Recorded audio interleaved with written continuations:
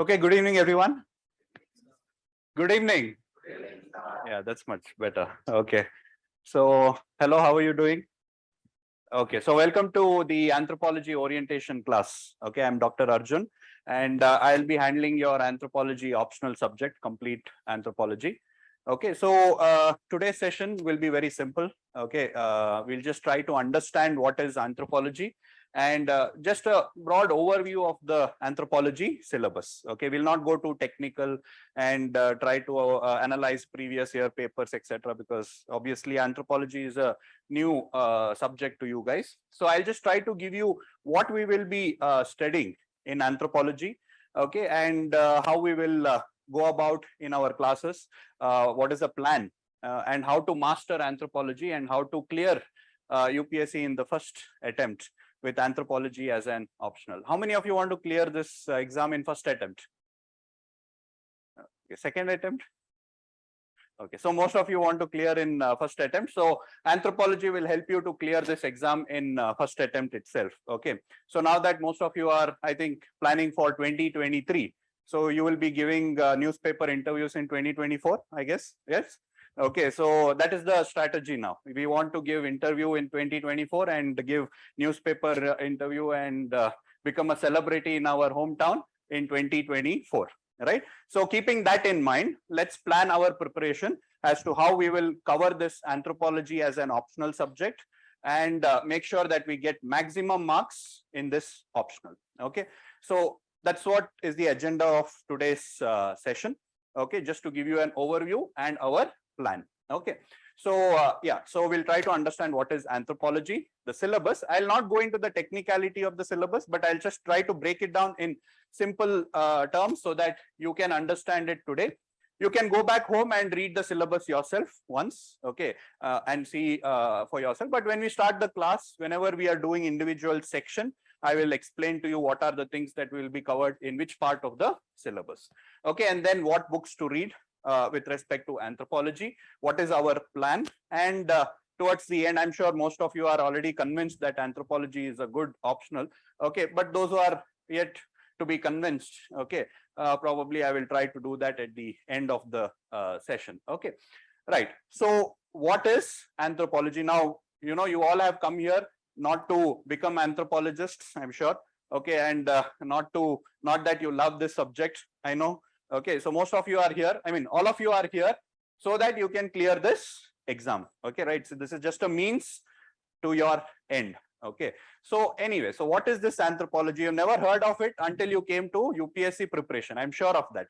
Okay, even if you ask your cousins, etc., what is anthropology? I've taken up anthropology, like what is anthropology, right? Most of Indians do not know what is anthropology because it's not a very popular subject in our undergraduation. It's not like somebody will be born like, yeah, anthropology banega, anthropology banega. Nobody, like engineer, doctor, right? So anthropologist, I mean, is quite rare. Our anthropology is very rare subject as a subject. Anyways, so let's try to understand what is this anthropology and why is it such a beautiful subject that nobody knows. Okay, so anthropology, if we try to divide it, etymology of the anthropology as a word, if you divide it, it's derived from a Greek word. Okay, anthropos meaning humankind, mankind, human. Okay, and logos is study of anything. So anthropology means study of humankind. So everything that is to do with humankind is studied. There is nothing actually that anthropology cannot study. It can study everything.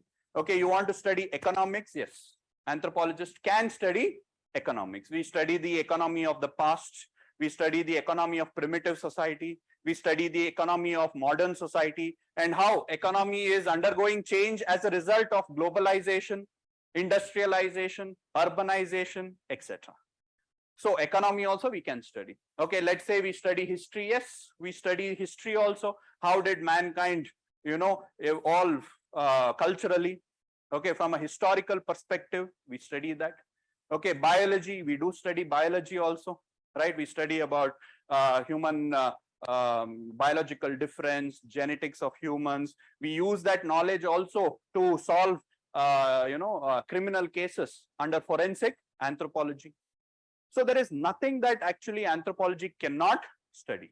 Okay, everything that is related to man, and man being, part of this world, and his interaction with this environment. So basically everything relating to man can be studied under anthropology. So just to again recap, anthropology is the study of mankind, right? And in another definition, we can say it's the science of humankind.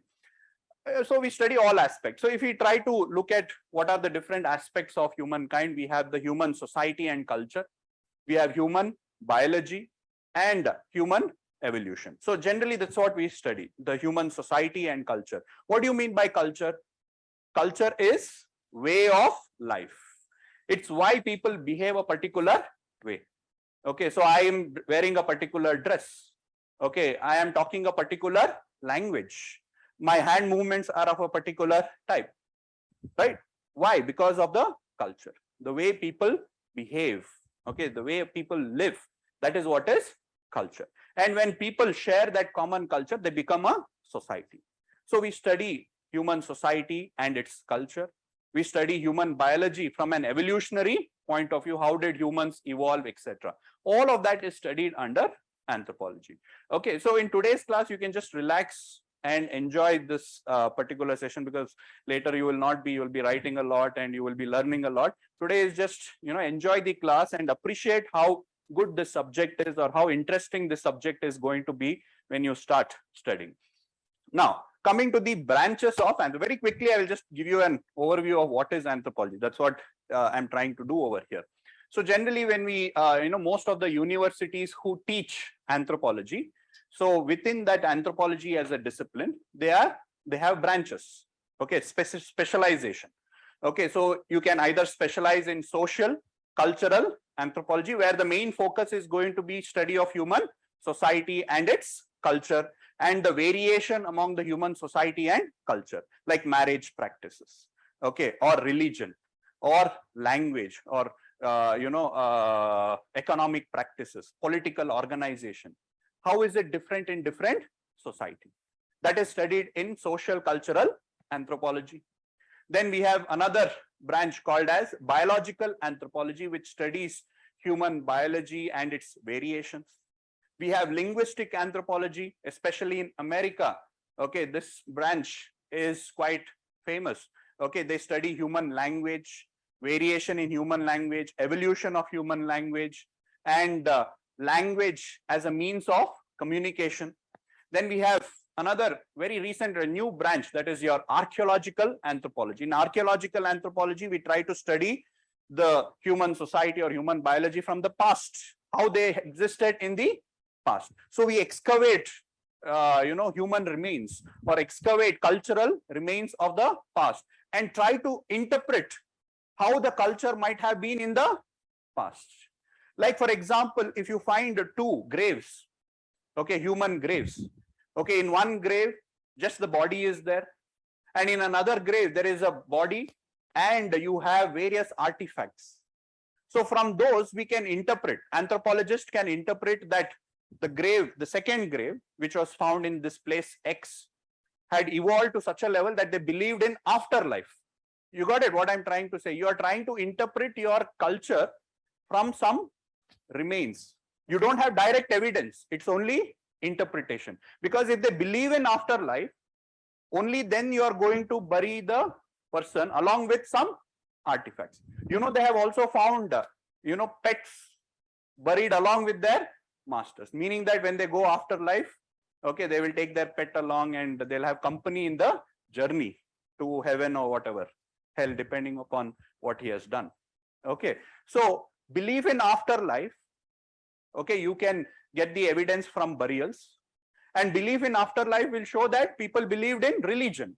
So we can know when did religion originate, or what kind of religion did they practice, by interpreting those cultural remains.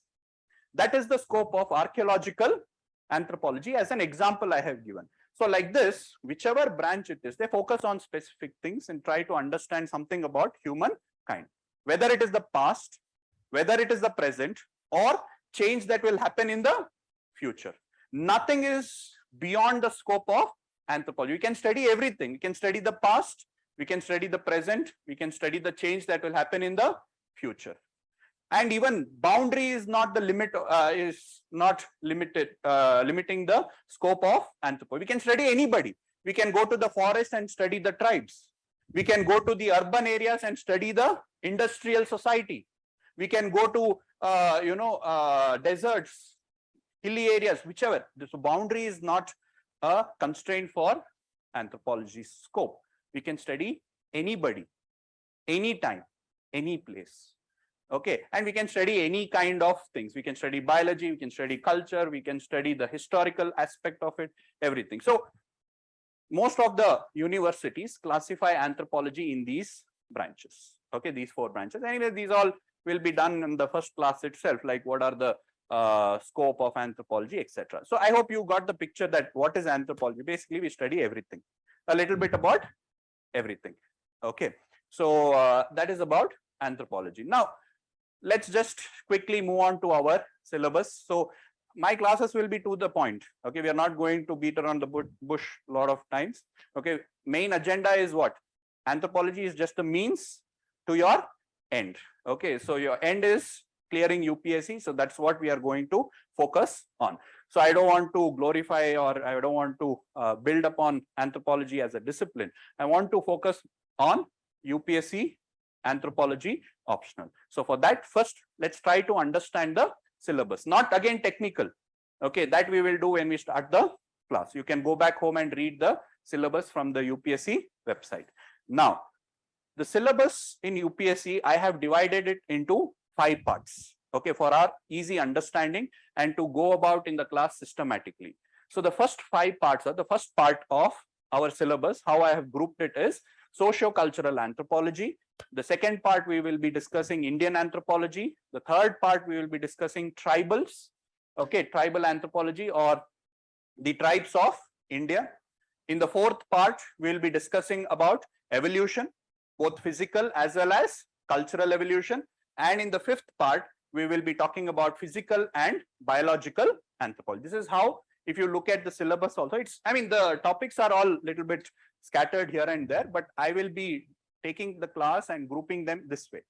So socio-cultural anthropology, your Indian anthropology, tribals of India, okay, then we have your evolution, and lastly biological anthropology. Very quickly, let me talk about each of these parts. So the first part is what is called as social and cultural anthropology. So what do we study here? We study human society and their culture.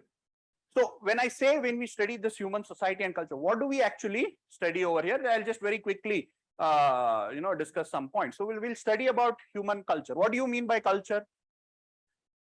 Way of life, way of people's life, the way people behave, why do they behave? That is your culture. Okay, now in India's case, let's say you have your teacher, so they will call you by, I mean, they will call you sir, right? Okay, but in Western countries, the culture is different. So they'll call you by name, Mr. Arjun, they will call you. Okay, doesn't mean that they don't have culture. Most of them, our elders will say, hey, US people, no culture only. Americans, no culture. Europeans, no culture, right? It's not that. Everybody has a culture, but it is distinct. So we always feel that our culture is superior, our culture is the best, or only we have culture, all others are culture. Even Western countries, that is what they thought. Why did British justify colonialism? Yes, Indians are, or Asians are uncivilized. Okay, and it was their godly duty to come to India and provide us culture, provide us civilization. What did they know? We had civilization for thousands of years, right? Today also they are doing the same thing. They are going to Afghanistan, they are going to Iraq in the name that, okay, we have to impose democracy on them. Democracy again is a culture, right? You have a culture, you have democracy, they don't have democracy. So you say democracy is the best. But democracy also has its problems. There is corruption, there are problems. I hope you are getting, I'm not trying to be too political, but I hope you are getting what I'm trying to say. So culture, we study culture, okay, and we study the group of people who share this culture. So now, having understood that definition and all of that, you also need to understand that this culture and this society, what are we going to study in this? So we are going to study about marriage. I mean, it's very interesting actually. It's not political, it's not boring, it's very interesting. We'll be talking about human marriage. Okay, why do people get married? Okay, why do we have religion? Why do we become all, very religious as soon as we have an exam? Until then we don't know which religion we belong to. Okay, suddenly there is an examination, prelims comes, mains comes, interview, you become all religious. You start visiting all the babas, okay, and other godly people. So we try to understand that. What is marriage? What is religion? What are the different economic practices? You might have seen, I don't know, like, when you are going to a wedding, okay, so the kind of present or kind of gift that you are going to take is going to be decided by the relationship with the person you are going to meet. If it is a close relative, 501 rupee. Okay, if it is someone, you have to show off 2000 rupees. Okay, like, some friend you have not met, but you have to show off that I have rich now. So 2000 rupees. Someone you don't like, you'll pass on the empty envelope. Okay, so that is an economic interaction. See, in economy, you will not be studying economy, you will be studying production, distribution, consumption, all that.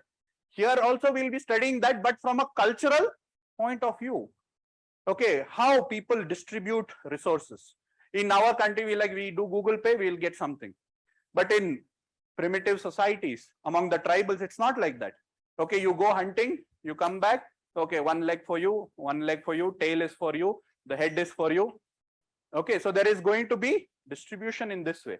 Okay, a bow belongs to somebody, he gets the major share. He will get the tail, which is the tastiest part, okay, of the hunt, because he gave the bow for the people to go and hunt. You understood? So there are different ways in which economic interaction takes place, and that is studied in anthropology. Is that okay? Political institution also. Okay, here we have democracy, but in many other primitive society, we have band system, we have chiefdom. Okay, in some Melanesian society that is in Pacific Ocean. Okay, over there, whoever gives the biggest party becomes the chief. Okay, they give a pig feast. Okay, whoever gives the biggest pig feast, he becomes the leader. No democracy, nothing, open. They're very practical. Okay, you give pig, I will vote for you, or you will become the leader. Okay, so like that, political institutions are also different. Okay, the way justice is delivered in different society is different. All of that we will study. Very interesting aspect of anthropology. So we'll study their culture, we'll study the society, we will try to analyze it, etc. And we will be studying those institutions within the culture. Now you might be wondering, what is this institutions? Like if I take, for example, marriage is an institution, family is an institution, economy is an institution, polity is a political institution is an institution. So what is institution? When group of people try to fulfill certain needs, that becomes an institution. You all have come over here with an objective to clear the examination. I have a status, you have a status, I have a role to provide you the education, and you will clear the exam. So this becomes an institution. Family, husband, wife, children. Okay, there is a role that the family plays. What role? Taking care of each other, sharing of labor, upbringing of children. So family is an institution made up of husband, wife, children. They have status, they have a function to perform. So those are called as institutions. So within the society and culture, there are various institutions in order to fulfill human needs. So that is what we will be studying over here, socio-cultural anthropology. In anthropology, what do we do? Okay, what is exactly that we are going to do in anthropology? We observe and describe, and we try to analyze why is it so, and we will come up with some law to explain them, generalize and build theories to explain everything. Now let me take an example for you to get an idea. Marriage is an institution. Okay, so you have the society, let's say Indian society. Within that you have culture, people follow culture. One of the cultural aspect is marriage. Do you all agree with that? So we have family, we have religion, etc. I have taken marriage as an example. So there are different kinds of marriage. Can you name any type of marriage, matlab, between husband and wife? So depending upon how many people are involved in the marriage, you can have different types of marriage. Yes, we have monogamy. Gamy means marriage, mono means single pair. Okay, so you have husband and wife. That is monogamy, most common. Okay, right? Then you have polygamy.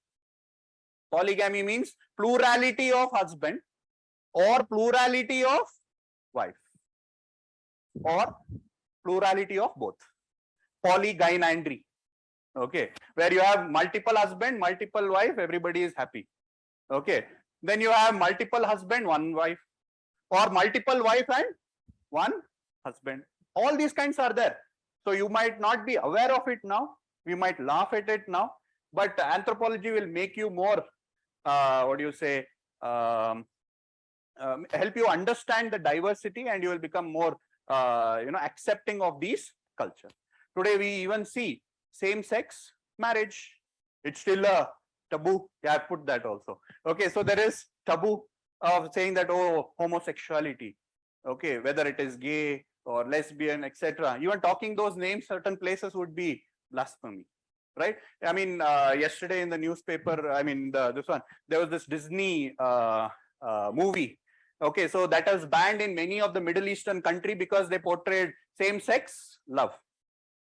Why is it? Because they don't know anthropology. They have not studied anthropology. If they had studied anthropology, they would have realized that it is very normal. Otherwise, what they think it is, oh, it is against God, it is against biology. They are having very lack of knowledge. But you guys at the end of 4 months will be able to appreciate these things. So we have, for example, group marriage also. It's a taboo, right? To tell group marriage, I have multiple husband, multiple wife. It's taboo even in our society. But even in India itself, we have many societies where you have these kind of marriage, whether it is polygamy, group marriage, etc. For example, if I tell you about one tribe in India, okay, called as the Khasas. Okay, they live in the Himalayas, the Jaunsaris or the Khasas who live in the Himalayan region. So they have what is called as fraternal polyandry. Fraternal polyandry. Andry means male, poly means multiple, fraternal means brothers. That means the wife, I mean the lady marries all the brothers. So that is called as fraternal polyandry. Why? Because there is shortage of men. Okay, so therefore it is practical for them to have polyandry. Okay, so like this, you have another tribe in Africa, okay, called the Nuers. So over there, I mean, you have women-women marriage. So I told you we have taboo in our society. In many other society, same-sex marriage is still not recognized. But among the Nuers, same-sex marriage is recognized and it is culturally accepted. Now, anthropologists will not keep quiet. They will go study it and they want to find out the reason why there is acceptance of same-sex marriage among the Nuers. So they went on, when they studied, they realized who will undergo the same-sex marriage. They realized that a woman who is barren, matlab, who is not able to have her own child, like any other society, even among the Nuers, one of the main function of a human being is to reproduce. Yes, even in ours also, it's the same thing. Ultimate goal, you might clear UPSC, get married and have children whom you want to also make, IAS officer. So in every society, having a children is very, very important for various reasons. We'll discuss that later.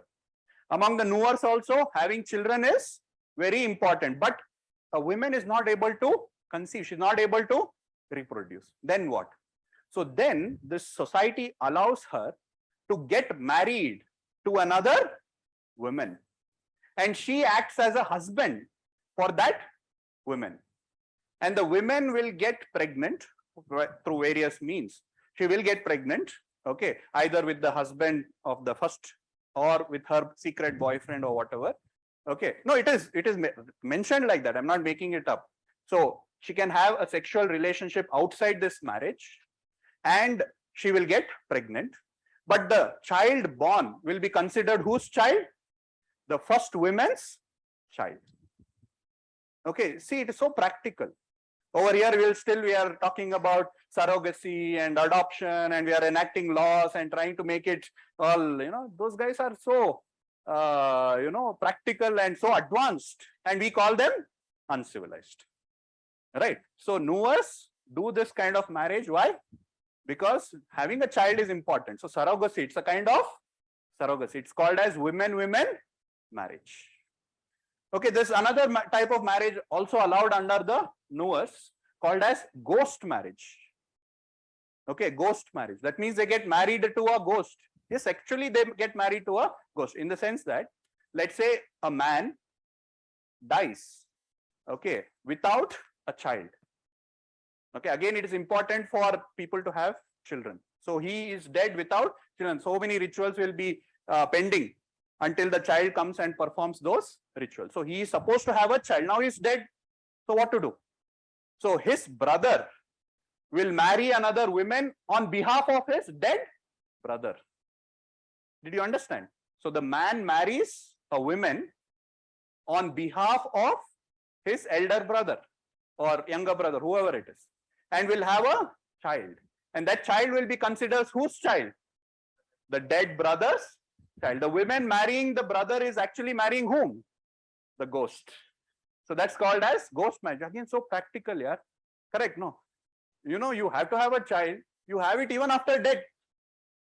Right? It's not there. Maybe in the future we also might have the same thing, a law for such kind. They are so advanced. Right? Anthropology will help us to understand these things and appreciate these kind of diversities. Right? So that's an example. Similarly, in Azande also there is male-male marriage. See, when I say women-women marriage or male-male marriage, okay, what I'm trying to say is it is culturally accepted. Okay, it is not hidden. They will not be persecuted. It is actually allowed by the society. The reason being, again, shortage of women among the Azande. Men will not get mate, but again, they need to have companionship. So men are allowed to marry each other or something like that. Okay, so this is some examples of the same. So now you all might be reading in your newspaper, right? Sologamy. It's not something new actually. It has been there, but as a result, as I told you, anthropology also studies the future, meaning the changes that is occurring to culture and other things. So we are studying what is the change that is happening in the institution of marriage.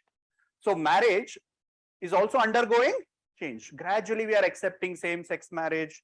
Gradually in the future we might have a law on sologamy also. Currently it's not recognized in our country. So marriage means it has to be between two people. Okay, anyway, so it happened in India. So it was all over Twitter and other things. It's not new. Just to give you an example, in Kyoto, there were travel packages for single women, like who have undergone sologamy. So in many society nowadays, especially as a result of westernization or as a result of modernization, empowerment, things like that, whatever, things are undergoing change. So this will be probably the future subject of anthropology. Why are they doing it? What is the reason? How do we build laws to understand their behaviors, etc.? That is the scope of anthropology, right? So that's an example of this. Similarly, if I take the example of religion, okay, I'm just trying to give you an idea what we are going to study. So in religion chapter, we will be studying the different types of religion. Okay, there are different animism, animatism, fetishism, naturalism, totemism, ancestral worship, monotheism, polytheism. These are all different kinds of religion. If I just give you an example, animism is worship of spirit. Okay, animatism is worship of some kind of an energy. Fetishism is excessive obsession to a particular object. We all have that. In Hinduism, there is fetishism also. We have rings, 10 rings we'll be wearing. We'll have all the, those, they are fetishism. We have an extreme fetish. You might have seen politician holding lemons, right? So that is a idea of fetishism, because they believe that that fetish object has energy.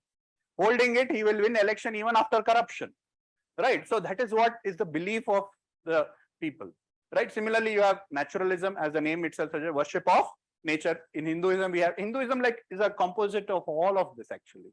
So we worship spirit also, we worship nature, we worship totem. Totem is again an object which we believe is our ancestor.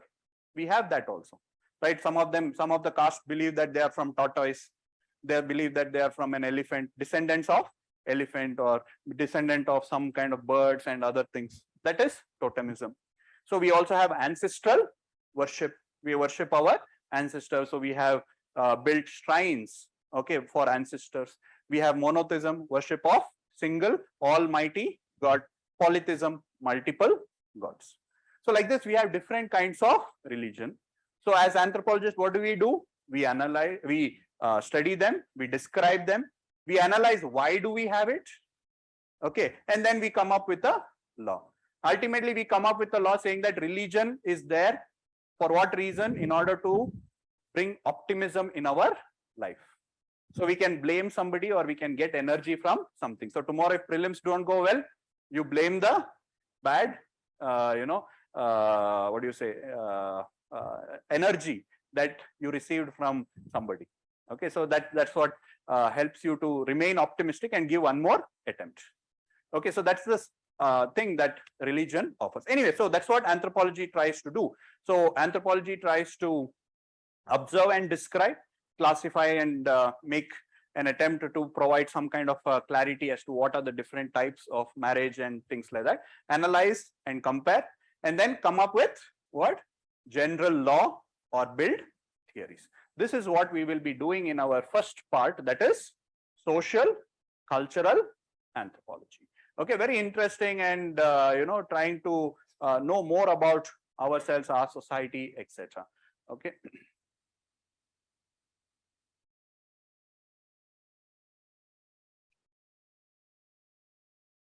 Yeah. So similarly, just to make it a little bit interesting, I don't want it to be boring. So all these things are examples that we pick up from our classes. So Azande, there's another tribe. Okay, so among them, witchcraft is very common. Okay, again, anthropologists try to understand why witchcraft. Why is it so common among the Azande? Why don't we have it? Why do they have it so much? Okay, so after analyzing, they realized that Azande is a primitive society where they do not have a political system. Okay, they do not have a organized political system to control people's behavior. Over here, if we try to do something wrong, when we try to do something wrong, what will happen? We go commit a crime. What will happen? Police is there. Yes, they will do, come and give you law teachers, right? So there is organized political system in our country or in our society. So that helps to prevent certain antisocial behavior. Do you all agree with me? But in Azande, being a primitive society, they did not have such organized did not have an organized political system. So how to control people's behavior? How do we control it? By creating fear. By creating this institution of witchcraft. So if you do wrong, you will be affected by magic and you will die. You understood? So people will be behaving well because of fear. Now you are not committing a crime because you are a good person also, but in addition to that, you also fear the law. But over there is no law. So they had to create an institution to create that fear from and prevent the people from behaving antisocially. Yes, so that is where the witchcraft institution came into picture. So people feared others because they believed that if we do something wrong to that person, they will do magic and we will suffer.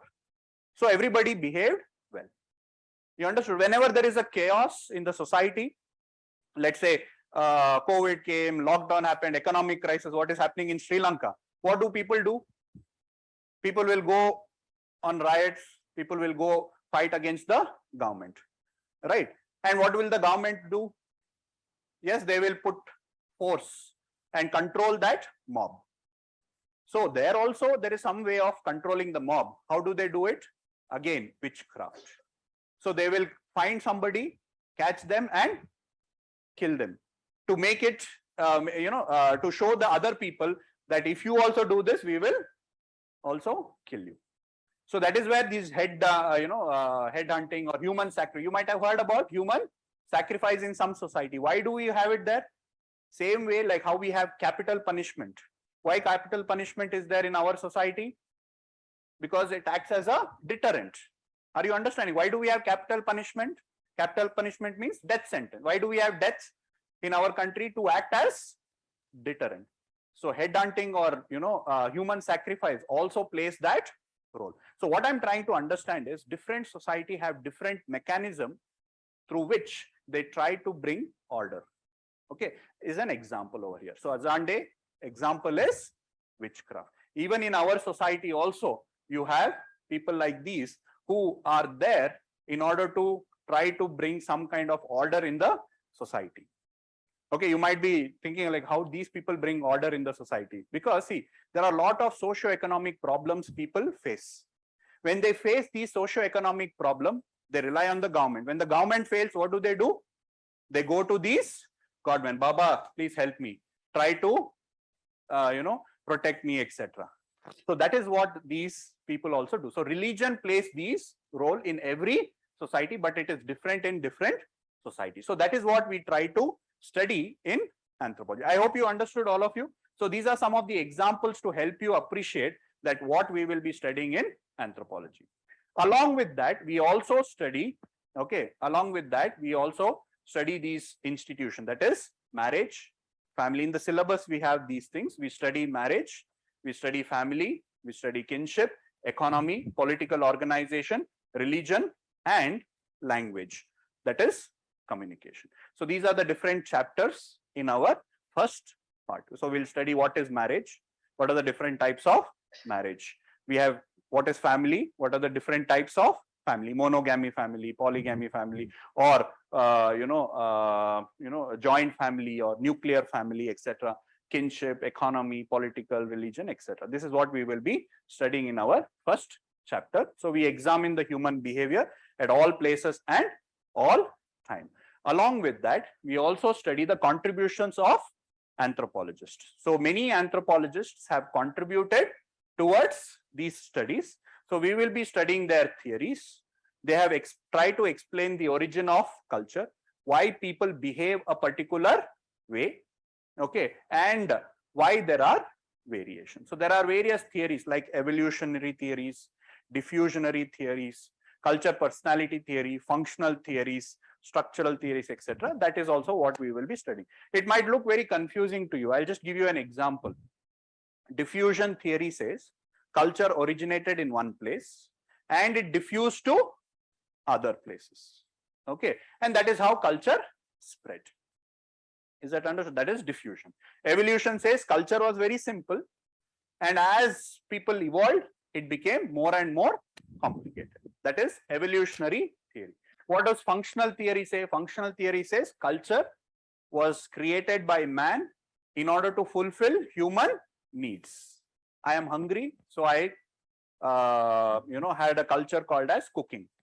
I needed company, so I have marriage. Children has to grow up. Somebody has to take care of the children. If they want to do UPSC, we have to take care of them for 25-30 years. Okay, so for that we have again family. So culture is what? Culture is something that was created by man in order to fulfill certain needs, fulfill their needs. So that is a function of culture. So functional theory. So like that we have different theories that we will be studying. Okay, so evolution, diffusion, function, culture, personality. That means how culture affects personality and how personality affects culture. These are the theories that we will be studying. So these are the two things that we will be studying in part one. What is that? Social cultural anthropology. We will be studying about different institutions and we will be studying the contribution of anthropologists. After that, we will go to part two. Part two, we will be studying Indian culture and society. Okay, we will be studying Indian culture and society. So this is a very simple section actually, very, very easy. The paper 2 in anthropology is actually very easy. Once you complete it, it just takes 2 days for you to revise. That's all. Okay, it's actually very easy, easier than any of your GS paper, and very easy to score. 130 is very easy to get in paper 2. Anyway, so part 2 we will be studying about Indian culture and society. So we have understood the culture of everybody, and then in paper 2 we study about India. Okay, so when we talk about Indian culture, okay, when we talk about Indian culture, so we start off with demography of Indian population, meaning how do we classify humans, Indians into different language, okay, different race, okay, that is your demography of India. Then we will be trying to understand the traditional Indian society, okay, so whether it is caste, whether it is gender relationship, whether it is your class relationship, how was it in the traditional society. And we will be studying some of the concepts like Varna theory, okay, we'll be studying something called as Purushartha, okay, karma theory, right, our present sufferings are because of our past doing. You must have done something bad that you have to suffer in this life, so that is called as karma theory. All those are traditional things that we will be studying. We'll study about the Indian caste system, the origin, what do you mean by caste, what is its present status, how is it undergoing change. Then we also study the impact of other religion on Indian society. That means generally from anthropology point of view, we consider the traditional Indian society as a Hindu society. So what are the impact of Christianity, Islam, Jainism, Buddhism, okay, on Indian society. Then we'll be talking about social change that is happening as a result of westernization, globalization, etc. Okay, so that is about Indian society, and then society and culture. And then we'll be studying about the contribution of anthropologists to the study of Indian society, so Indian anthropologists and their contribution. Most of these studies took place in the villages, because if you want to really understand Indian society and traditions, okay, the truest form is theoretically found in the villages. So many anthropologists, sociologists, etc., they went to the villages and they undertook these village studies. So we will be studying about Indian village studies, their contributions, etc. As a part of Indian society study, we also will study about minorities, okay, whether it is linguistic minorities or ethnic minorities, etc. Marginalized section within Hindus, marginalized section, OBC, SC, STs we will be studying, okay, and then we'll move on to the tribal anthropology. So this is the second part. I hope you understood. So Indian culture and society, very simple. Indian traditional society, Indian culture, okay, caste system. Many classes will be dedicated to caste system. How is it undergoing change, etc. See, just to give you an idea about India's Indian cultural study, you all must be aware of castes, right? Okay, how many castes are there? Traditionally, how many castes are there? 4. Okay, Brahmin, Kshatriyas, Vaishyas, and Shudras. Actually, you are wrong. That's not the reality of caste system. Is there only 4 castes? There are hundreds of castes. Yes or no? How many can be shown as only Brahmins? Within Brahmins also there are so many subcastes. Yes or no? Okay. Similarly, among Kshatriyas, can you label anybody Kshatriya? They will claim themselves as Kshatriya, but you look at their school marks card, whether Kshatriya will be mentioned? Never. Whether Brahmins will be mentioned? Never. Okay, so the 4-fold classification of the caste system is a construct. Who constructed it? It was constructed by the British. Okay, so it's a very simplistic construct of India's caste system. The reality of India's caste system is jati. How many jatis are there? Right, hundreds of jatis. So the reality is jati. Now, if I ask you, who is the upper caste in your village? Again, if you say Brahmins, it is wrong, because Brahmins are not actually placed at the top. It is somebody else, which varies from region to region. In some part, if I take Karnataka, if many of you are from Karnataka, you might be able to appreciate this, right? In South Karnataka, it will be the Vokkaligas. In the North Karnataka and some parts of other Karnataka, it will be Lingayats.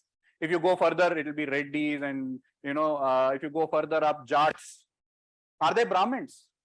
But still they enjoy a highest status in the society. So the reality is very different. This is what we will try to appreciate in our paper 2. Okay, again, very interesting. Okay, it will be useful even from your GS point of view. Okay, next, part 3. So part 3, we will focus on tribals. Okay, because anthropologists have been always intrigued by some societies, societies which are very distinct from themselves. Tribals, since they always lived in isolation, so they have always been able to maintain their unique culture. So they have always been a specimen of anthropologists.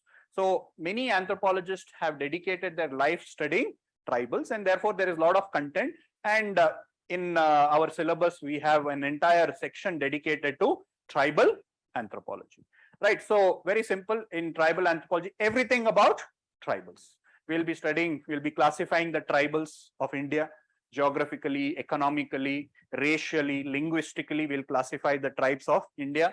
We will discuss the problems of tribals, whether it is land alienation, whether it is indebtedness, poverty, migration, exploitation. We will be studying their problems. We will be discussing forest policy and its impact on the tribals, because most of the tribals live in forest or they are dependent on forest. So forest policy has a huge impact on them. So we will discuss the forest policies. We will be discussing about the administration of tribal areas. In polity, you might have read 5th and 6th schedule. Okay, if not, we will be discussing them here also. Administration of tribal areas, social changes that is occurring among the tribals as a result of westernization, modernization, impact from the other caste society, etc. And again, contribution of anthropologists towards tribal studies and various schemes relating to the tribals, whether it is education, healthcare, infrastructure. All of this will be studying under tribal India. Very simple. Again, these are all very useful from your general studies point of view also. Okay, so that is your third part. Did you all understand socio-cultural, Indian, and then tribal? Okay, the fourth one is we'll be talking about evolution.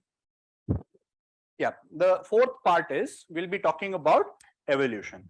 So in evolution, we have physical evolution and we have cultural evolution. Evolution means what? Okay, how did the present come into existence from the past? Okay, whether it is physical evolution, where we study the evolution of humans as a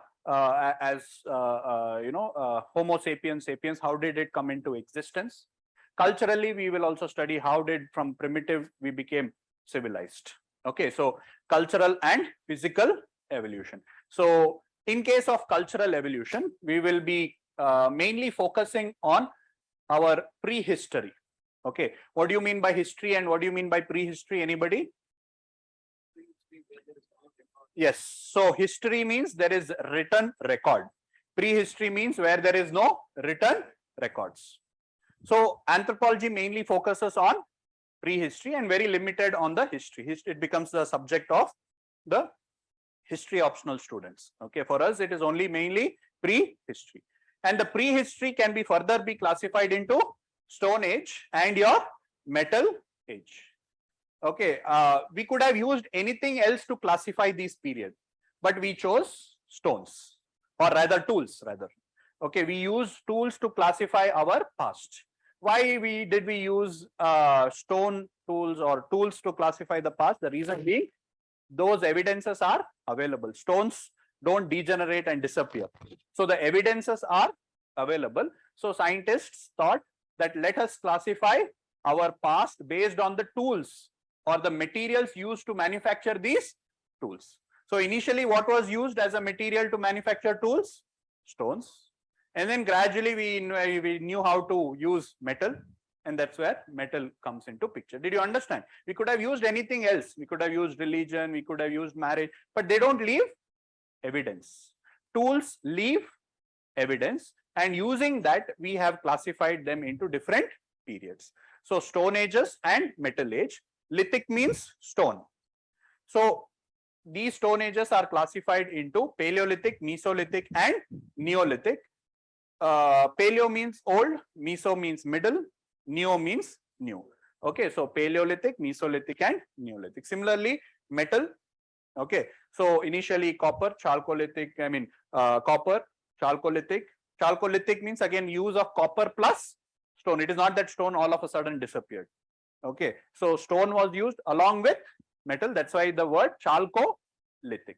And then more use of bronze, so copper bronze age, and iron. Iron was better than copper, so it replaced the copper. Okay, so this is how we classify them, and we try to study them, their characteristic features, what is it, etc.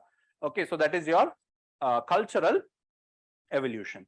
Coming to physical evolution. So how did we evolve? If you look at this picture, okay, our modern man evolved from our closest ancestor, the primates. Okay, so from primates, how did they evolve? So there are different stages in which they evolved. So we look at these words like Australopithecus, okay, then Homo erectus, Neanderthals, and then Homo sapiens. Homo sapiens is a species, the subspecies is Homo sapiens sapiens. So we belong to Homo sapiens sapiens. So how did we originate? What are the biological changes that took place? We were walking on 4 legs, and now we are standing on 2 legs. How did this happen? It happened gradually, and there are various factors that affected it. So we'll be studying those factors. We will be trying to understand how did this happen and what changes took place. To give you a very simple example, one of the most characteristic feature of us being a Homo sapiens sapiens is walking on 2 legs. Because of us walking on 2 legs, lot of things has changed in our body. For example, our head is placed on our, so that we can see straight. If you compare it with any other animal, their face is not flat. Our face is flat, so that we can see straight, long distance, because we are walking on 2 legs. Is that okay? So all those things we will be studying over here, and we also study primates because they are the closest ancestors of ours, and we need to know about their characteristics so that we can understand ourselves better. All right, that is the study of primates. Before that, we start off this section by studying about the basic concept of evolution. What do you mean by evolution? You might have all heard of Darwin, okay, and his theory of survival of the fittest, very much applicable to UPSC, right? So there are so much variation, but UPSC selects only few who are better adapted and taken anthropology as an optional. Okay, so that way, even nature is UPSC. It is selecting the best. Is that understood? So that is the theory of Darwin. Like that, we have few more theory like synthetic theory. Okay, we have theories which we need to just prepare for a 10 marker, what we will be discussing. Okay, same thing in paper 2 also. Some topics are there relating to evolution, because we need to know cultural evolution of India. We need to know physical evolution or some fossil remains that were found in India. So India also can be classified. In India also we can classify prehistory into Paleolithic, Mesolithic, and Neolithic. So Indian prehistory we will be focusing in paper 2, but in our class we'll be doing it together so that you will be able to appreciate it much better. Then we also will be studying proto history, that is Harappa. Why we call proto? Because we have a written script, but we have not yet deciphered it. And then post Harappa, very few, like Vedic and post Harappan Chalcolithic period we will be studying. Very few topics are there. And then we have found 3 fossils. We have found 3 fossils in India. In India, we have not found many fossils because of the environmental condition. Most of the fossils degenerated. We did not found many. 3 fossils, however, have been found in India, and they have been named as Shivapithecus, Ramapithecus, and Narmada man, because they were found in Narmada basin. So these are the 3. 2 of them are not humans. One Narmada man is a human. So that we have to study. Now you might be wondering, like, oh my God, Shivapithecus, what will I study? What are the things? So basically you have to study 2 things: the biological features, cultural features. That means what was their height? Okay, what was their weight? Okay, what is their head like? What is their feet like, etc. In cultural feature, which prehistory they belong to, what was their culture, what kind of stone tools did they use, what kind of marriage practice did they have. That is what you will be studying in cultural features. So that is the understanding part of it, which we will do it in the class. But why anthropology is easy, I'll give you an example. These three fossils are there, right? Narmada, Shivapithecus, Ramapithecus. You won't believe, you can go check the previous. Every year they ask one out of the three. So that is what makes it easy as a optional, because you know what is going to come. You got it? So that is the advantage, just to give you an idea as to why people choose anthropology. Okay, so that is part 4. Okay, that is evolution. And the last part is your biological evolution or physical evolution. Is there any doubt so far? So this is how we will be progressing even in the class. So first 4 parts, and the last one is your biological or physical anthropology. Both are used synonymously. Both are same. You can call it physical anthropology. You can call it your biological anthropology. Doesn't matter.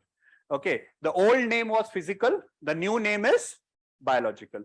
It is because of the origin of this discipline. Initially, you know, when anthropology actually is a very young discipline. It only started in the 1850s. Before that, there was no anthropology. It actually started because of colonization. Okay, when British and Europeans they set out to find new trade route, etc. All that you have studied in history, right? So you would they went and landed in Asia, Africa, Americas, and they were exposed to new people. Yes or no? When the Westerners, when the British or Europeans landed in Africa, Asia, or America, right? So they were exposed to new people with new culture and new physical feature. When they were exposed to new culture, they started writing about it. When they're exposed to new people with different eyes, with different nose, different color, okay, so they started to write about it. So that is where the origin of physical anthropology takes place. Okay, so like socio-cultural anthropology, physical anthropology also tries to study variation in human physique. Why is the color different? Why is the height different? Why is their eyes different? Why is anything like, I mean, take for example, the Mongoloid race, okay, or you go to the Eskimos, I mean, you go to the northern part of the world, okay, around the polar region, the Eskimos, how they are, and compare them with African, the Nigerian runners. You might have seen Nigerian runners, compare them, their color, their height. The Nigerian runners, are they fat or thin? Thin, with long legs. Why is it so?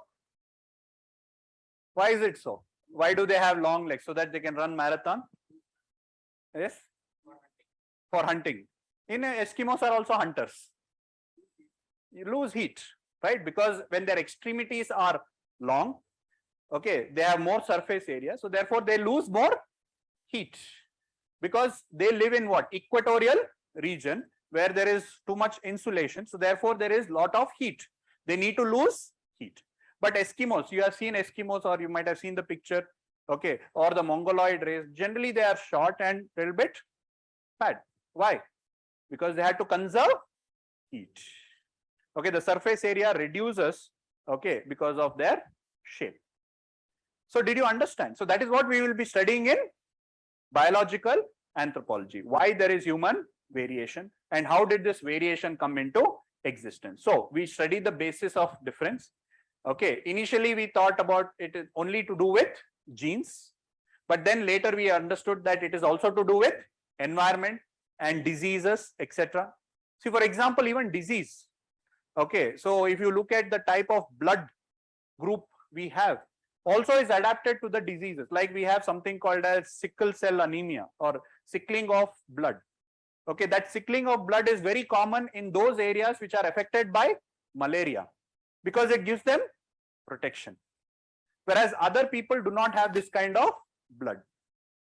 So even diseases provide variation, leads to variation. Again, survival of the fittest. Those who had that kind of blood were able to survive, the others died. Okay. Similarly, we have cultural factors affecting people's biology. Okay. Errors and chances that happens during reproduction, etc. And then later we also found utility to this discipline. We started to realize, oh, this can be used for welfare of humankind. Okay, like for example, anthropology or biological anthropologists are today used for improving sports. Okay, that's called as kinanthropology. Okay, where anthropologists are used to better devise equipments, better plan training strategies. In Australia and all, anthropologists are used. Okay, they are hired by sports companies in order to improve their performance. So we started realizing, yes, okay, even in China, okay, to select the best athletes, okay, not only through their performance, okay, but by checking their genes and their height and their weight, etc., we'll realize, yes, we need to have this kind of people. Like for example, weightlifters, they cannot be tall. 7 feet weightlifters, have you seen? Okay, they have to be short, because if 7 feet means, imagine how much weight, how far they have to lift it. They have to lift it almost 9 feet. Yes or no? So if they are tall, you will tell them as an anthropologist that please don't go for weightlifting, go for basketball. Yes or no? So that kind of applied aspect also is discussed in this particular chapter. So in our syllabus, we have these things: variation in humans, racial classification of humans, genetic studies, where we'll be studying about Mendel's law and principles, etc., how these genetic principles are applied in reproduction, chromosomal abnormalities. We'll be studying about race and racism. We'll be talking about ecological anthropology, again very important topic, where we will be studying how environment affects humans. So how humans have adapted to cold environment, how humans have adapted to hot climate, how humans have adapted to high altitude. See, for example, just to give you a simple example, when I went for trekking in Himalayas, okay, so we are not used to that environment. So we are like, climbing, and after just 5-10 minutes, we want to take a breath, we want to sit down. But then the guide who came with us, Lepchas, they are like, they're jumping and going everywhere. They're jumping and then like, Bhaiya, come. It is not only because of their kind of workout, but also it is because it is to do with their biology. For example, their chest is bigger compared to our chest. Okay, because of genetics. For generation together, environment has put pressure on them. See, in high altitude, oxygen is less or more? Less. So it is difficult to breathe, right? So lungs has to be more efficient, has to be more effective. And how to make lung more effective? One of the ways is have a larger lungs. Lung capacity is greater for those people. So therefore, they can have more, exchange. Okay, with limited oxygen, they still can breathe better compared to us. This is an example which I am giving you, what we are going to study in ecological anthropology, where we will be studying how humans adapt to high altitude, cold, and heat. Again, these 3 topics is repeatedly asked in the exam. You see again the previous year papers, every year they ask either hot climate, either cold climate, or high altitude. Okay. Next, epidemiological anthropology, we try to study the cause of diseases. Okay, what is the origin of disease? What is the socio-cultural factors leading to the disease? What are the biological factors causing the disease, nutritional factors, genetic factors, etc. Growth and development, the different stages of growth and development. Demography, where we will be talking about fertility, fecundity, what are the factors of high fertility in developing nations, low fertility in developed nations, etc. And applied anthropology, how anthropology can be applied for forensic studies, nutritional studies, sports medicine, etc. That is your applied anthropology. Is that okay? So this is your 5th part. Okay, so that's all. So that is what you will be studying in anthropology. Okay, it might, if you go and check your detailed syllabus, you will get a picture. Okay, but obviously I don't expect you to do that. When we do the classes, before we do any particular topic, we will discuss which part of the syllabus, and I will give you if I do it now, it gets boring and complicating. That's all. So this is why I have just stuck to how we are going to classify the syllabus and how we are going to approach it, right? Social cultural anthropology, Indian anthropology, tribals, evolution, and biological or physical anthropology. So that is what we will try to do in our classes. So some after understanding what is anthropology and what we will be studying in our class, some basic facts, and then what should be your approach be, etc. I will just cover those things also. So the facts of paper, I think you all might have got this orientation, but again I will just quickly repeat that. So you have 2 papers, all right, 250 marks each, and 3 hours paper. One will be in the morning and one will be in the afternoon. Okay, and there will be 8 questions, out of which you will have to write 5. They are divided into 2 sections. This is very important for you to appreciate. Obviously, as we progress, it will be familiar to you. But anyway, so candidates have to write 5 questions. So it is divided into 2 sections. So if we look at the paper, this is how it looks. Paper 1 and paper 2. So in paper 1, you have 2 things. One is section A and section B. So what is there in section A? The introduction, physical and cultural anthropology, evolution, and socio-cultural anthropology. All of that is part of section A. And section B is what? Biological anthropology. Then you have your paper 2. Section A is Indian and section B is tribal. But UPSC do not stick to this, practice all the time. Matlab, there will be one question from here and asked over there, and they tend to do it now. Earlier it was, they followed it very strictly. It is neither mentioned in the syllabus this way. But usually majority of the questions from section A will belong to this socio-cultural and evolution. Biological and physical will come from section B. And then here your Indian evolution, Indian society, Indian anthropology, all of that is section A. Tribal and marginalized section is section B. So you'll have to write 5 questions here. You'll have to write 5 questions here out of 8. So there are 8 questions asked. Within that, there are again many questions. So there are 8 numbers, out of which you have to write 5. So let's have a look at this. Is this clear? You got a picture of this, right? So paper 1 and paper 2. Now, so in each paper, how it is divided? So you have section A, 1, 2, 3, and 4. Then section B, 5, 6, 7, and 8. So the first 4 question is section A. The next 4 question is section B. And you have to write how many? 5. You have to write 5 in such a way that first and the 5th question is compulsory. First and the 5th question is compulsory. And from the other 6, you have to choose your 3 more questions. Yes, you have to choose 3 more questions.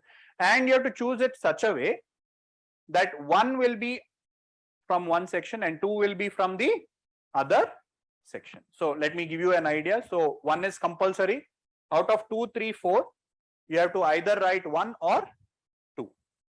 Okay, so that means in every section you have to write minimum 2 questions, and the other section 3. That's how it is. Okay, so and each question is 50 marks. Each question is 50 marks. The first question has 5 more questions, 10 marks each. So 10 marks or 5, 50. The second question has 15, 15, and 20. 15, 15, 20, 15, 15, 20. This is how the paper looks. Okay, don't get too confused. So what I'm trying to say over here is you have to prepare for a 10 marker, 15 marker, and a 20 marker. So the maximum marks question is 20 marker. 20 marker means 2.5 page. So from this, what is our strategy? I will tell you. See, these are all not simply I'm explaining because I have a lot of time.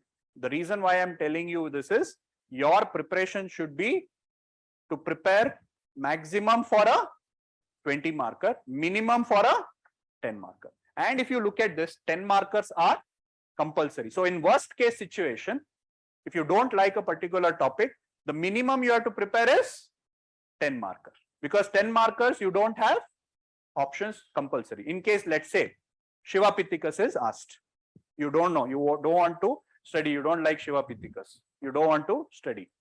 But for the exam, you have to prepare a 10 marker. If it is asked as a 15 marker or a 20 marker, you can skip it. But at least if it is asked as a 10 marker, you should be able to write something at least. Did you understand? So that's the idea. So our preparation also is going to be like this in our class.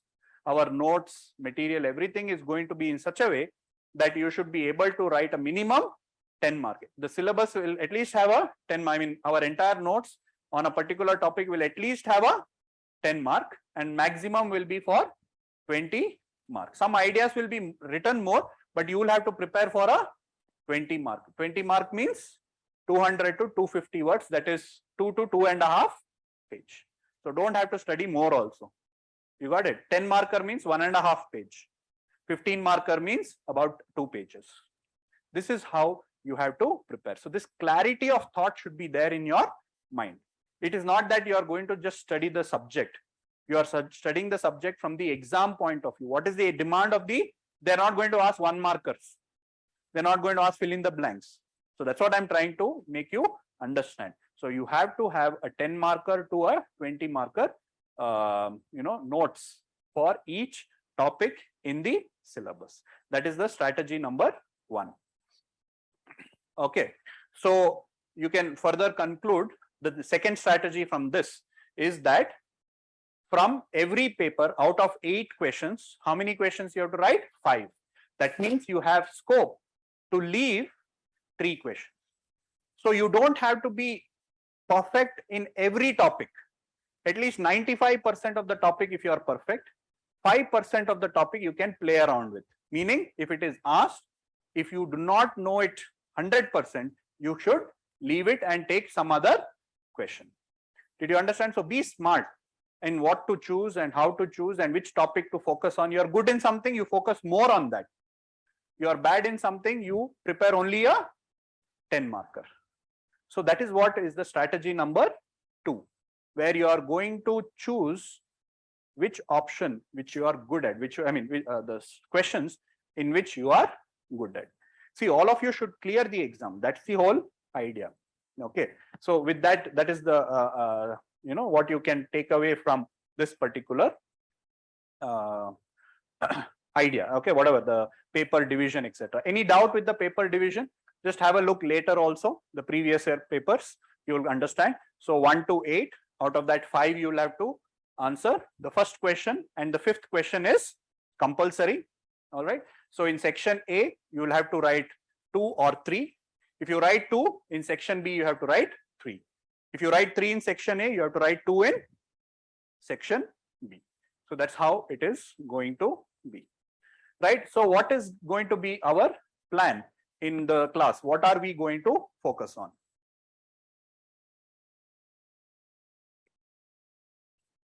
So what are we going to focus on? See, in the classes, it's a very simple strategy. If you join, if you start with anthropology, you don't have to worry about anything else, with respect to anthropology. Everything will be taken care in my class. So gradually we will build a foundation. We'll try to understand the concept. So that is the first thing, knowledge, to build the knowledge, to build the concept. Some basic concepts has to be made clear. Okay, we need to gain that knowledge, like different types of marriage and theories and things like that. So that is the first part. Over here we will try to compile the notes for the entire syllabus, try to understand each topic as much as possible. Okay, so my focus will in this part will be going a little bit outside the syllabus also, to make sure that you understand that particular topic. Okay, so once you have understood the topic, you will start analyzing it. You can call it any other thing, analyzing, synthesizing, where you will try to start relating it with the syllabus and trying to relate with different parts of the syllabus so that you can intermix and write good answer. And the third part is presentation, or whatever knowledge that you have gained, how do you make sure that the examiner realizes that you also know it? Okay, so presentation, answer structuring, what you are supposed to write, what you are not supposed to write, all those things we will try to do it over here. Okay, so that is what we will. So first few months, okay, we will focus on building knowledge, and gradually we will start. Once you have enough knowledge, you will start synthesizing or analyzing the topics, and then focus on answer writing and presentation. How do we get marks from that knowledge? This third part is the most important, because that is what is used to judge your preparation. Yes or no? Because examiner doesn't know that you came for my class, doesn't know you have studied for 1 year, 2 years. Okay, what do they know? They can judge you, evaluate you only through your papers. So you should know what to write, you should know what not to write, or you should know how to show that you know a lot. Okay, that is what we will learn. That's the most important thing. The third thing, what I told you, okay, to show that you know even when you do not know. Okay, so that is also very, very, very important in all. Okay, so Jugad, right? You have to show these things even when you do not know. All those things we will try to learn in these classes. So this is the timetable for the classes. So last time when I took the class, okay, I completed the syllabus in 100 classes. So keeping that in mind, again, it depends on the student also. Before that, I completed in 90 classes. So I had to take 10 classes extra, because probably we had more time and we were enjoying the class. Somehow it extended by 10 classes. Again, it depends on the students, how quickly we can cover, right? So 100 classes, I would not give you months, because there could be up and down. So 100 classes we tend to, we can complete. Socio-cultural and theorist itself takes a lot of time. 25 and 15, almost 40 classes is required for socio-cultural and theorists. Okay, and then Indian anthropology and tribal are very simple. The entire paper 2 we can cover in about 30 classes maximum. Okay, we can cover the entire paper 2. Then we have evolution, about 15 classes, and biological around 18 classes. Actually, biological will be reduced further, because I have my own textbook, so I will be giving that textbook. You don't have to write a lot of things in these classes. Okay, and also if you are joining for anthropology, be prepared to write a lot. I think it's same with other optionals also. I'll be making you write a lot. Okay, at least in the beginning. So bear with me. It is also, if I have to just convince you that it's a good thing, is that it will also help you to write answers in your mains. Okay, but see, why do you have to write? Is when you write these notes, these things are not available in one single notes. The topics that we are going to discuss, they're all scattered in different places, so they're not available very easily. So we need to, and if a particular topic is good in one book, it may not be good in, other topics may not be good in that topic. So it's my job to compile the best and give it to you, so that you don't have to work hard for those things. So that is why we have to keep improvising these notes. So I will dictate those notes to you guys. So how the classes will go is, I will teach a particular topic or the concept, and then I will dictate these notes. Okay, so that for every part of the syllabus, you will have notes. All that you have to do is what? Understand by heart, understand and by heart. Okay, and then reproduce it. Is that okay? Or by heart, or do whatever is that you do. Okay, and then you should be able to reproduce it. See, anthropology is one of the subject where, since the questions, at least 80% of the questions are direct and expected, you don't have to think a lot on the examination, during the examination when you're writing. Your hands should do the writing. As soon as you see a topic, you should start writing. Think less, write more. Okay, and that is what the advantage is. You know what is coming, so you have a prepared answer. You reproduce that in your examination. So that is what will be our first strategy be, as I told you.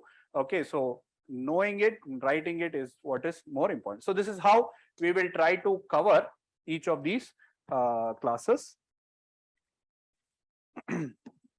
each of these topics in our classes. Is that fine? Okay, and then we'll also have 4 class tests, okay, which I will evaluate and will give it to you, so that it will help you to understand your progress and make improvements, and also will help you to understand how the questions will be asked and what are the points that you have to remember. So that is where these tests will come into picture. Okay. So the next thing is, if at all you have decided to take anthropology, how do you master it? Again, just to repeat, first thing is understanding the concepts, have clarity over it. See, many of people, so-called seniors, etc., might tell you that no, you just by heart and you just write down, etc. But nowadays, because the competition is increasing, the quality of answer also has to be good. So you need to have clarity of concepts, okay, so that you can interlink topics, etc. So you need to have this clarity, okay, and you should have made notes for the entire syllabus. That is my job, okay, to give you notes for the entire syllabus, at least 100 words, so that in case if it's a compulsory also, you should be able to address it up to 250. So 95% of them will be given in the class itself as a dictated thing. Then revise repeatedly. I will tell you how to do that, how revision should be done, everything I will tell you with respect, specifically with respect to anthropology, not through GS. GS approach itself is very different. Here the approach itself is different. So revise repeatedly, and how do we do it? We will discuss that. Make a list of data, facts, case studies which you have to remember, okay, quickly, so that you can revise it, okay, before the examination, and use the, see, whenever we argue something in anthropology, it has to be substantiated with facts and data. If we say this tribe is poor, we have to justify why it is poor, saying that their employment ratio is so much, their education standard is so much, infrastructure is so much. So we need to have data, facts, and case studies to argue our case. Are you able to understand? See, now to tell that anthropology is easy and interesting, I gave you some examples. If I didn't give you that example, you would not appreciate it better. Same way in the exam also, when you make an argument, you have to support it with data, facts, and case studies. So there will be a lot of facts and case studies given to you that you have to put it in one place and you have to keep memorizing them. And then write 3 hours ka paper, not one question and be happy with it. Okay, because what will happen is, if you write one answer, you will be able to complete it. It will be not very physically stressful, and you will feel that yes, so easy. But when you write a 3 hours paper and 8 questions, okay, you will find it difficult. So in anthropology, though you start off with writing one question regularly, but the ultimate goal, when you have to be exam ready, you have to write a 3 hours paper, multiple 3 hours paper, okay, so that you will get the hang of completing the paper with quality and with content. All these 3 things are important: completing the paper, okay, having your quality as a, the content, etc. So that is what this 3 hours writing will help you achieve. And also you need to also show the examiner that you know lots by putting all these data, facts, and all the things. Is that okay? So show that you know a lot. So that is what you need to do. That's your strategy. Is that understood? Even if you are doing self-study, etc., this should be your strategy. Understanding, having the notes, revise repeatedly, and making list of data and writing 3 hours ka answers. Okay, so this is the strategy for anthropology. So how can I help you with that? So by simplifying anthropology and making it interesting, hopefully, right? So simplifying anthropology, I will try, as I told you. Now the entire syllabus, I have broken down it into 5 parts. Within that, I will start dividing. So I'm really good in organization. So probably that is one of my advantage. Okay, so that is where I will also try to help you, to give you a very good clarity and try to interrelate topics so that you will be able to write very good answers. Okay, and then the notes that I have been preparing almost from 12 years and 8 years of teaching, where I have compiled these notes from the exam point of view. So you don't have to refer any other source. I will definitely tell them to, tell you to read certain books, but the notes will be your primary source. Okay, there are many people who have read the notes and they have cleared it, okay, without referring any other. In the first attempt, what happens? No, usually they don't have time to read other books. Okay, many students who clear in the first attempt, okay, they say that they have read my notes and they were able to clear it in the first attempt itself. But second attempt, what happens? They will start doubting their preparation. So they will start adding more and more topics or more and more content and start complicating it. Okay, see, I have read all these books and tried to make the best notes possible.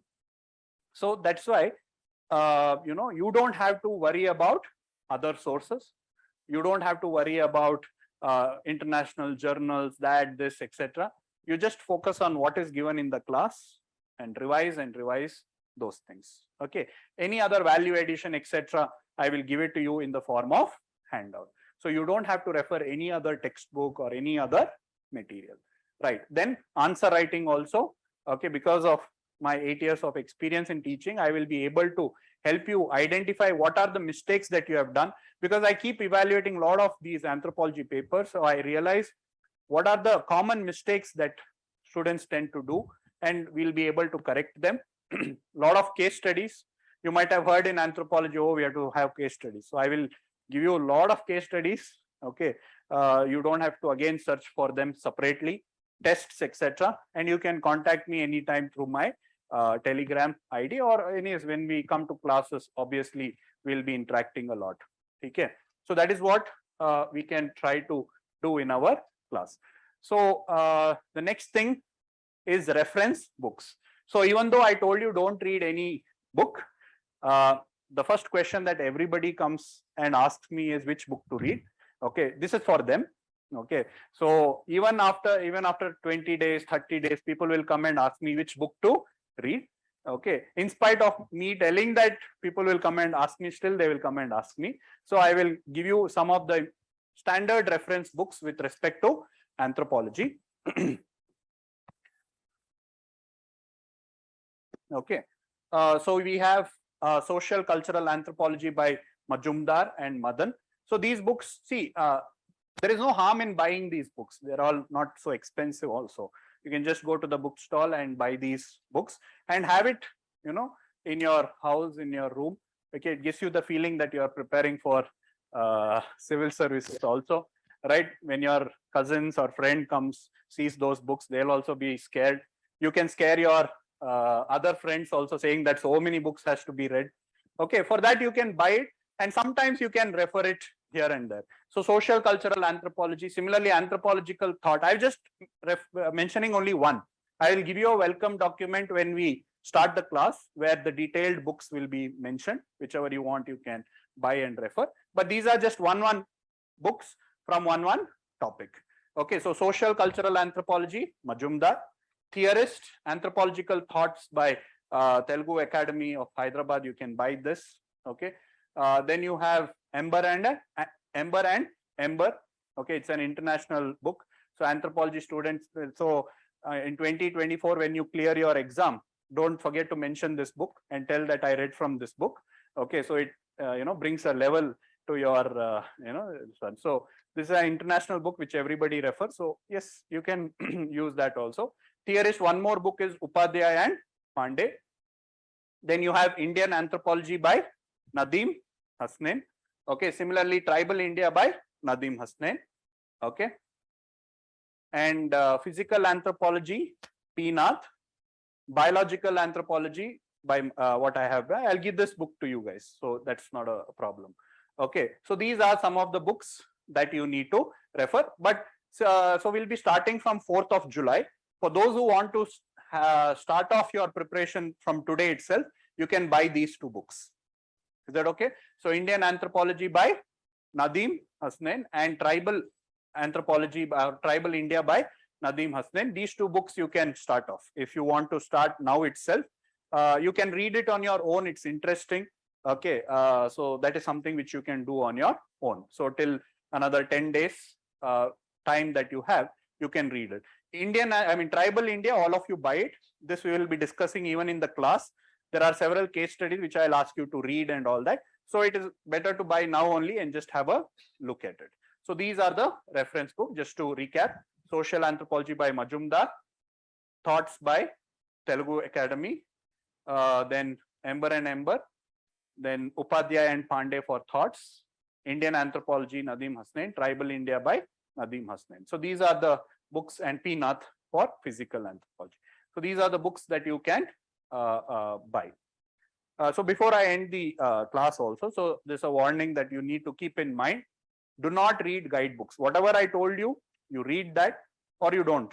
But never read your guidebooks. That means question answers by various publications. Nowadays, you get it. See, what happens is it reduces your quality. Okay. It's not, the information given is not good. It does not give you a good clarity. Read the standard books or avoid reading those, any book. Let's just refer to the class notes. Okay, some of them will tell that, oh, this question answer is good. That may be useful only after you have finished your syllabus and you're thorough with it. You just want some value points, etc. You can read it. You understood? So you'll get many books in the market in the form of question and answers. Please don't buy and read those books. It's going to confuse you and it's going to reduce your quality. Okay, so avoid that. Do not complicate your preparation. When I say it is applicable even for your GS, keep it very simple so that you will have clarity of thought, so that you can write good answer. Don't think that just by merely working hard, you will be able to get good marks. See, intelligence is overrated in UPSC. Just by being intelligent, just by having a lot of knowledge, or just by having a lot of notes, you cannot clear this exam. Only if you are able to convert that knowledge into good answers, only then you are able to get good marks. So information is such, is such a thing that when you don't have information, you can't write good answer. When you have too much information also, you can't write good answer. Only when you have the right information, you can write good answer. It's called as Gresham's law. It's a bell curve. So when there is no information, you will not be able to write. So as the information increases, clarity increases, your first attempt, you have the right information, you will write good answers. Then you will go on adding more and more and more information, complicating. You will not be able to recollect. Everything is confusing. You sit in that 3 hours.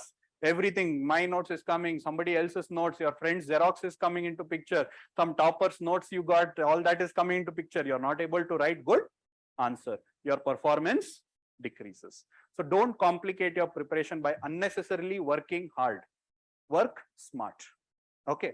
And then do not get obsessed by case studies. This is one problem with anthropology. Everyone says case study, write case study, write case study. With 10 case studies, you can write beautiful answers. Okay. So don't get obsessed with case studies. I will give you enough, more than enough. Okay. So that you don't have to search for yourself. And then don't go into information hoarding. Okay. Don't go on collecting information. Some journal came. I mean, nowadays, what is happening because of social media, Telegram channels, etc. Copy paste, copy paste, copy paste. You'll get so many content on anthropology or any other subject. Yes or no? Now, for example, you want to read current affairs material, magazine. You have hundreds of magazine that is available. Just imagine if you read all the hundreds magazine, what will happen? It's like, you know, you have a health problem. You go to one doctor, they will prescribe you a medicine. Okay, you're like, no, I'll be safe. I'll go to one more doctor. You'll go to that doctor and they'll take that medicine. Third doctor, that medicine. Fourth doctor, that medicine. So if you consume medicine from 5 doctors at the same time, what will happen? The same thing will happen with your preparation also. If you consume too much, you will not be able to survive this exam. So therefore, make sure that you don't go into this information hoarding or information overload. So keep these things. This is very important. I'll repeat again. Don't use guidebooks. Don't complicate your preparation. Keep it very simple, structured, organized. Okay. Do not get obsessed with case studies, because these are problems I have seen with students. Good students not clearing because of these things. And then don't go into information holding or information overload. Okay. So that is what I would want to tell you. So before I conclude, just to why you should take anthropology. I don't know. I think it's a ritual that I do at the end. Okay, but not necessary. Anyway, so how to choose optional? It should be easy to prepare. Okay, any optional that you take, it should be easy to prepare. Okay, there should be availability of material and guidance. It should be scoring, and you should have the liking and interest. I have put it at the end because you're not going to marry the subject or anything. You don't have to like it. Okay, you need to survive with it for 1 year, get maximum marks, and get out of the relationship. Right? You don't have to live with it. So this one is not something which you need to look for in a subject. Even though anthropology is interesting and you will like it, but that's not the reason why you should take. It should be easy for preparing. There should be available notes and it should be scoring. So why anthropology? It's a short syllabus. It can be mastered in 4 months, 100 classes. Anyone can master, whether it is engineering or non-engineering, medical, non-medical, any background they can. I just put up some example. Thanks to them, my job makes it, it makes it easy to convince you guys. Okay, then repeating topics. If you see the previous year papers, you will understand topics keep repeating. Most of the topics come from the syllabus and less of analysis, etc., direct from the syllabus. Okay, consistency in scoring. Okay, you don't get less marks, may not get very, very high marks. Okay, but you are always going to be a little bit above the average if you put in little bit of hard and smart work. Okay, and then less competition, which does not make sense now. Okay, very interesting. Okay, you'll start liking it. Okay, you might have to spend more number of years if you don't clear it in the first attempt. Okay, and then overlapping with GS, there are a lot of topics which would be overlapping with GS, society, social issues, tribal governance. Even in essay and ethics, lot of topics you will be, lot of information that you have from anthropology, you can write it in these papers. Okay, it is very useful in that respect also. Okay, and lastly, guidance. I'll be there to support you till the till you decide to clear the examination, right? So these are the reasons why I think you should take anthropology, right? So that's about it. So I just want to inform you that after this session, you will have a small talk from my previous student who attended the class last batch. Okay, so he got this time All India rank 222. Okay, so he would have got IAS, but he chose IPS as an option, so he'll be getting into IPS. Okay, he's a engineering graduate, followed which he did law. Okay, he's a national level equestrian, environmentalist. He also has written 2 books. Okay, he was a student of anthropology. The reason why I want you to interact with him is to make you realize that you can clear the exam in just 1 attempt. So he gave it in 2020, he cleared in 2021 batch, and 2021 he cleared the exam. So interact with him, ask whatever doubts you have, which you cannot ask me as a teacher. Okay, so from the student point of view, how to prepare, etc.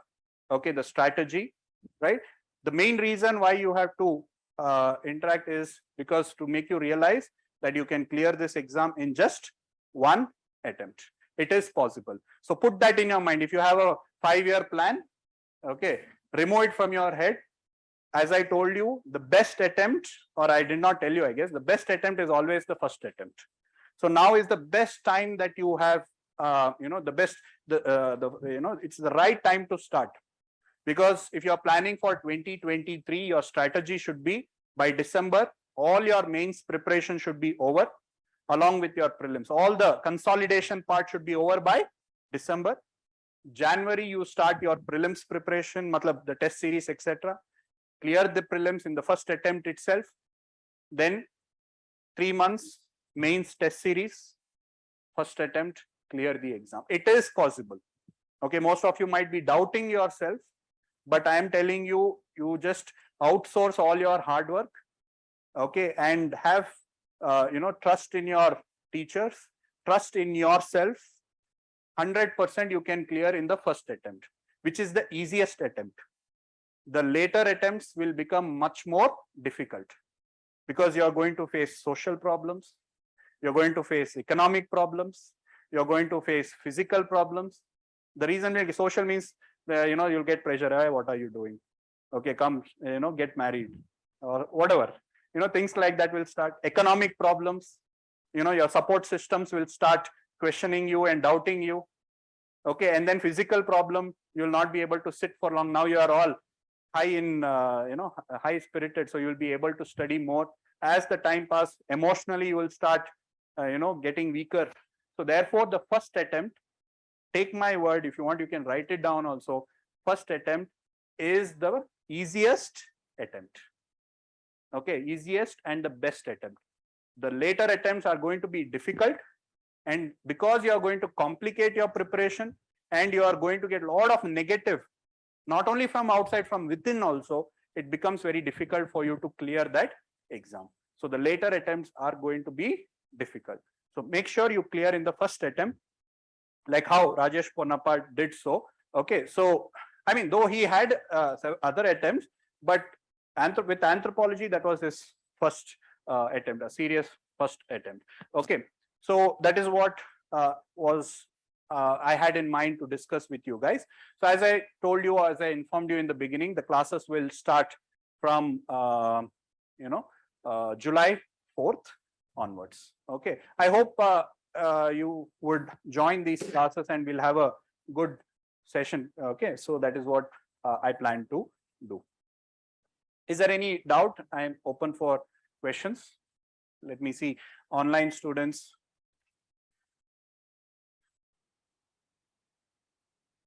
So the classes will be on weekdays from 2:30 to 5 o'clock every day. Okay, weekends there will be no classes. Then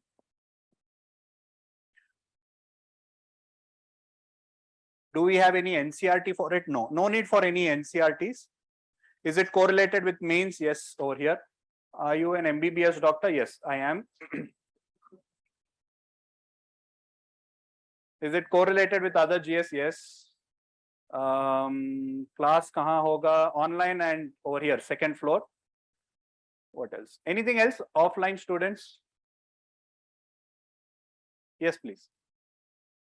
So engineer students, yes, many people take that. So it's a good optional. See, with respect to the content and understanding, don't worry at all. Okay, anybody, I can teach anybody. That's not a problem at all. Okay, so there are a little bit about genetics, etc. I will go from the basics, you'll understand. So don't have to get worried about that is there, this is there. It has got, advantage for everybody. Okay, so somebody from biology background also has an advantage. Somebody from humanity background also has an advantage. So it's a level play, because as you saw the syllabus, it's like socio-cultural, biological, everything, bits and pieces of everything. Nothing too technical, not too deep. You understood? Like if you take other optional, they discuss one particular aspect and they go very deep in that. Over here, everything is superficial. Like sociology, we study socio-cultural. Like biology, we study bioculture, this one. Okay, like that tribal Indian. So it's very superficial in our studies. Yes, somebody was asking a doubt.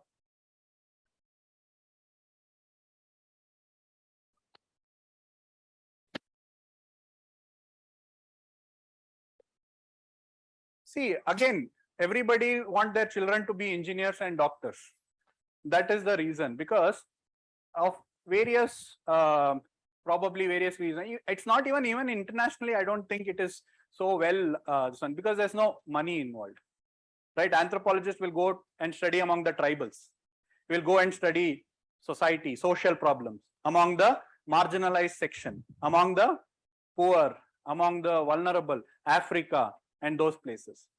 People want comfort, AC room, they want money. There's no money in this. Okay, that is why probably this discipline did not improve. See, the discipline started and it exploded during colonization because there was a utility for it. Okay, people wanted to colonize and exploit people. And how can you exploit people? By knowing about them better. So anthropology was used by Britishers. They were taught in to the British trainees so that they can exploit the people. They knew how to bring two people and make them fight. So they came up with these caste systems, the exploitative character of caste system, and put one person against another and fought, and then they came in middle and were able to exploit it. So then it was good. Now people have lost its utility. When there's no utility to that extent, when economy is not involved, so people are not. Nowadays, however, it is improving. Things are changing because social problems and all are also being discussed and it's becoming important. So maybe in the future, yes. Okay. Yes, please.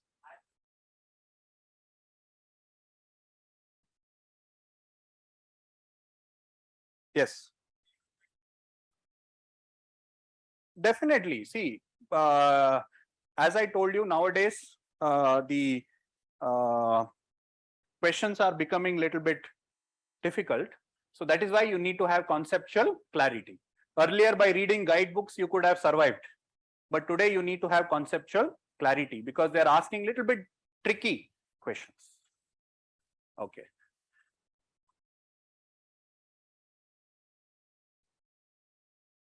Disadvantage is you don't have adequate resources because as I told you, it is not there in undergraduation so much. So you don't have textbooks.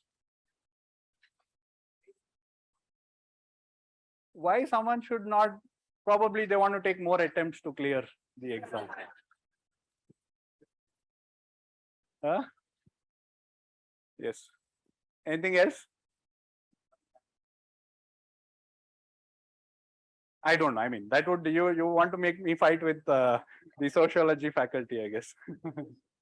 Nothing like that. See, both are good options. I don't know about sociology. I cannot comment on that.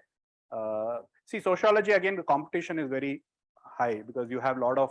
I mean, I don't know. See, now don't go and tell the sociology faculty that I told you this. Okay.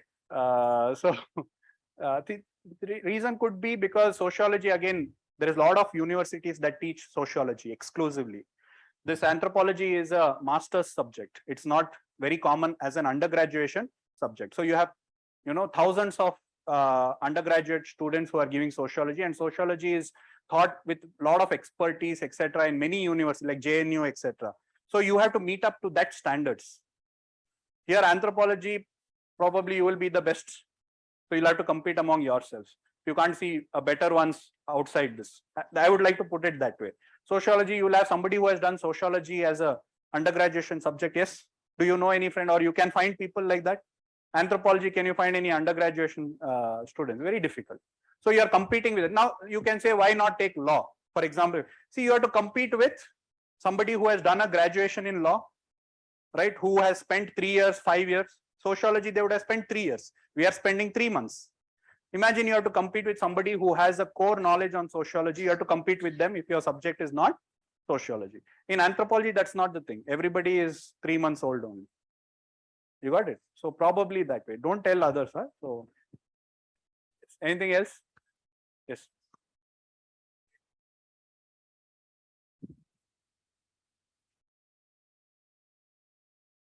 Yes. Don't worry. See, last time there were around 400 people who took anthropology from my class. Only 4 people or 5 people wrote prelims. Okay, so many people take, but how many actually write? Okay, that's important. Second is even those people who write. So out of 3,000, how many people write? So you're arguing in terms of statistics. I'm telling in terms of statistics. So in terms of 3,000 people who write, anthropology is very few people who take it. Actually, still. Okay, there are other subjects which a lot of other people choose. So it's not increasing. Maybe in around you, yes, a lot of people are there, but North India and all, it's still not very common. Okay, anything else? Yes, yes, paper 2. The tribal and all that is related to us, but not too much. Only very few like schemes, programs, etc. But not too much. Yes, anything else? Yes, so I would be starting on July, that is 2:30. Okay, so if still you have any other queries, etc., you can always message me on Telegram. I'll be happy to address them. Yes, please.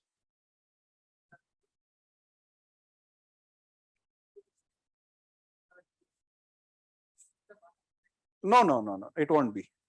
See, in current affairs, I mean, in GS, the questions will be based from current affairs. Here, questions will be from static, but to argue cases or substantiate argument, you can use current affairs. So it is not going to be the same. No. Maybe one question I can say, not more than that.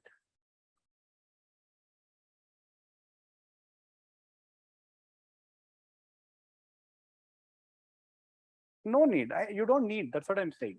Only few examples from current topics you can write. Okay, when they ask a question. Hello? Can you come down? Yeah, yeah, yeah. Okay. Anything else? So current affairs is not so important over here. Maybe like optionals like political science and IR and public administration, and a lot of current affairs related topics will be asked. So that way there it is more important. Here it is less important, especially paper 1 and all, you don't have much to do with current affairs. Only in paper 2, where we'll be discussing your tribal issues, etc. Their current affairs might come into picture. No. It is not so much.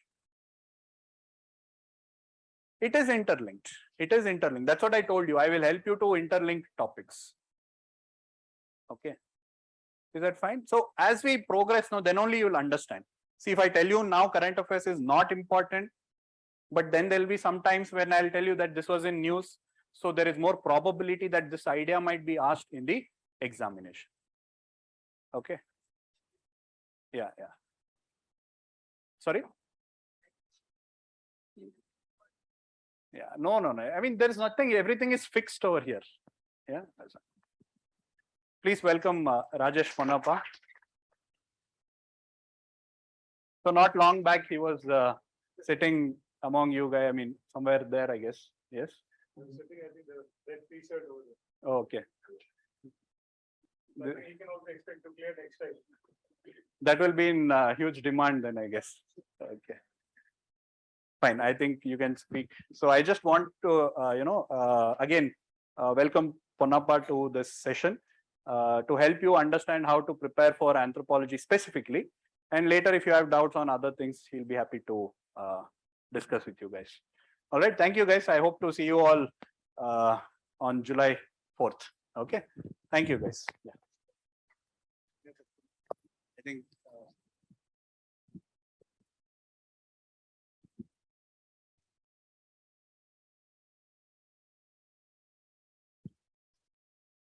Okay.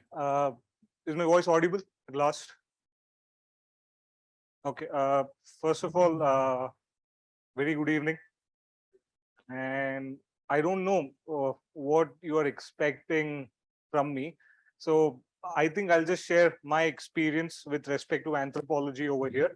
And maybe then if you do have any other question, you might ask me.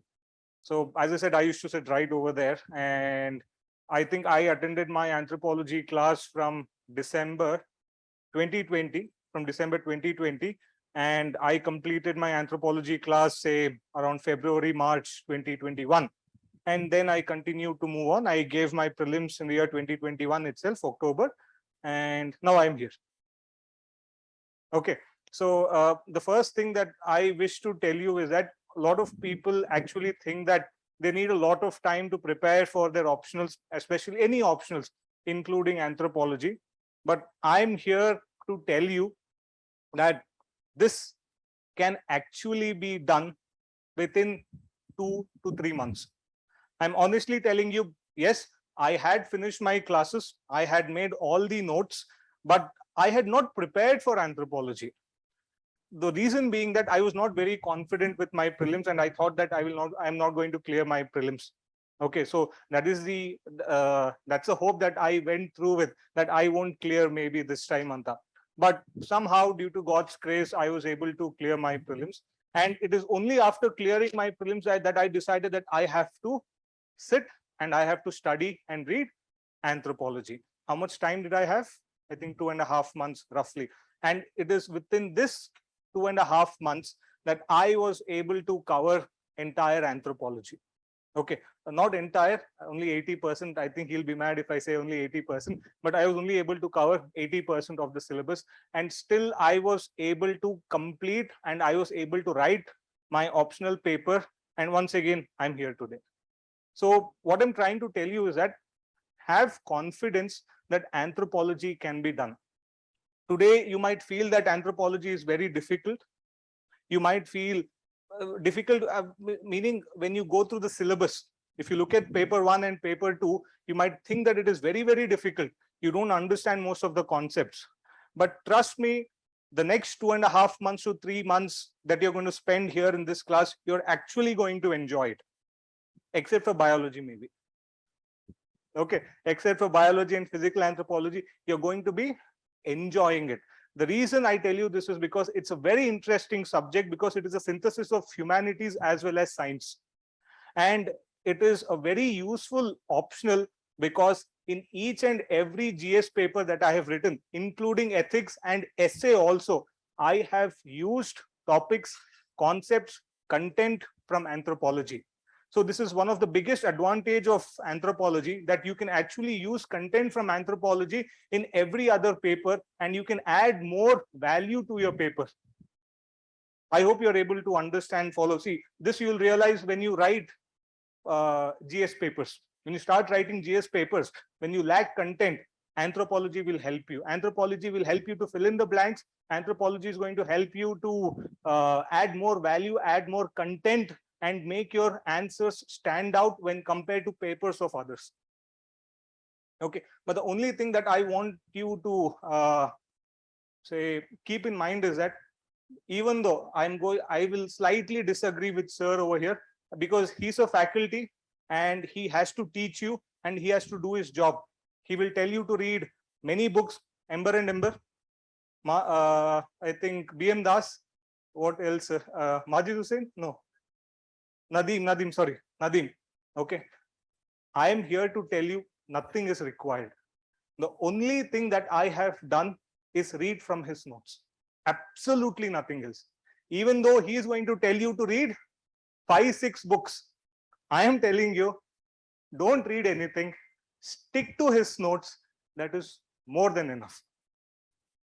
Okay, he will tell you, but don't do that, because I know those books, those notes which are given in class, that is 200% more than necessary. You can cover your entire syllabus. You can complete your entire paper with those 2 notes. But the only thing is that please be religious, take down each and everything that he tells you, make proper notes, maintain it, and use these notes. This is more than enough. You do not need anything else. The second thing that I would like to advise is that don't complicate it, because I myself, when I was sitting there, I used to see that many used to, focus a lot on case studies. At every other half an hour, they used to demand, sir, case studies, case studies, case studies. It's not required. Because even if you have case studies for everything, you can't remember, you'll not be able to recollect, you'll not be able to reproduce. Rather, have few case studies, maximize on that, use it everywhere else. Okay, so the reason I'm telling you this is that, see, content is too much. You have GS also. So reduce anthropology to the bare minimum. So class notes is enough. Use that judiciously, maximize on that everywhere. Okay, so except for that, I don't think you really have to worry. Even though I said biological and physical anthropology is a bit difficult, don't worry. Even for that, I still have my notes. He will give notes. That is enough. If you want, you may organize it here and there, but that is more than sufficient. So with this, I only have to say, keep it minimum. And with this minimum, you'll have to maximize. Don't overcomplicate it. Stick only to notes. Please don't read books because you don't have time. This is more than enough. The last thing is test series. Test series is absolutely necessary. It is very, very important. You might not realize its importance now, but trust me on this, take my advice. Please do take up test series and religiously write for 3 hours. You have to get into that mode or that mental framework where you're able to sit for 3 hours and write and complete an anthropology paper. It's a huge task. Okay, I still remember when I had written my first anthropology paper, I had got such shitty marks. I don't think it would be good for me to tell you how much marks I even got. But over a point of time, you improve. And that is what is necessary. Because this is where you can experiment. You understand what needs to be done and what not to do. And this is where you realize and go through this process through the test series. So I would strongly advise, please do not miss out on the test series. You can start on the test series as soon as possible and get into that habit of writing for 3 hours. Is okay. So this is all that I had to share with respect to anthropology. If you want to ask me something, I would be glad to help you out or share. Yeah. How much time did you give to GS and anthropology? Okay. Now, since I told you that I had not covered anthropology, So I gave a lot of time for anthropology rather than GS. So GS, I got very mechanical. I used to write test series only. And from the test series, I used to read the synopsis. This is how I prepared for GS. I did not read any book or any other notes or whatever it is. I did not do that. I used to write test series and then I used to read the synopsis. And this was my preparation strategy for GS. But for anthropology, I read. So before every test, I used to read anthropology and then I used to go and give my test. But when it came to GS, I would not study. I would go and give the test and then I would read the synopsis. So it was reverse engineering for GS, but your proper strategy for anthropology.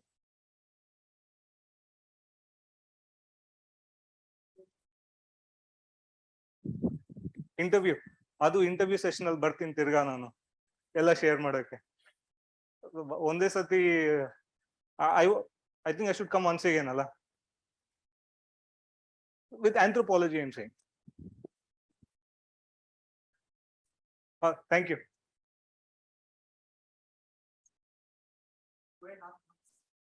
This is what I also wondered.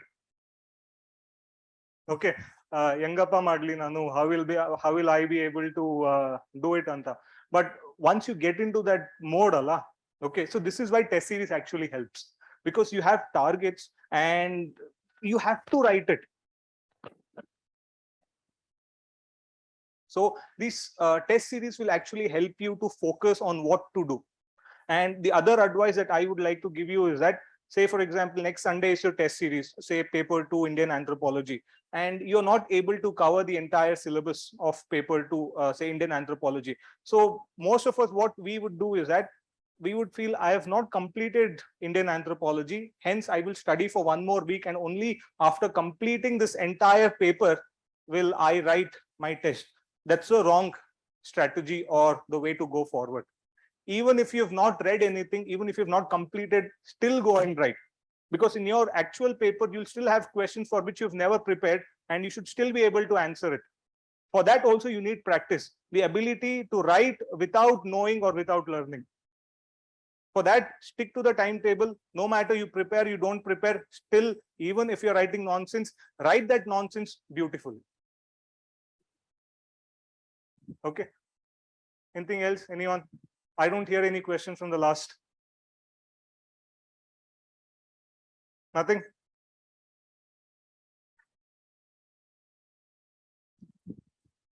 Very simple. It was guidance was easily and feasible, very easily available for me. So everything was available, ready-made notes was there, guidance was there, the classes were good. So this is something that I decided to go ahead with. And anthropology is something which does not need any specialization. It is very easy to learn. You might feel science is a bit difficult.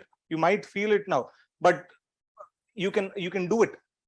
So since it is doable by everyone, I thought I will also be able to do it. I mean, I do have a science background as well as humanities background, and since it is nothing but a synthesis of the both, it suited me better.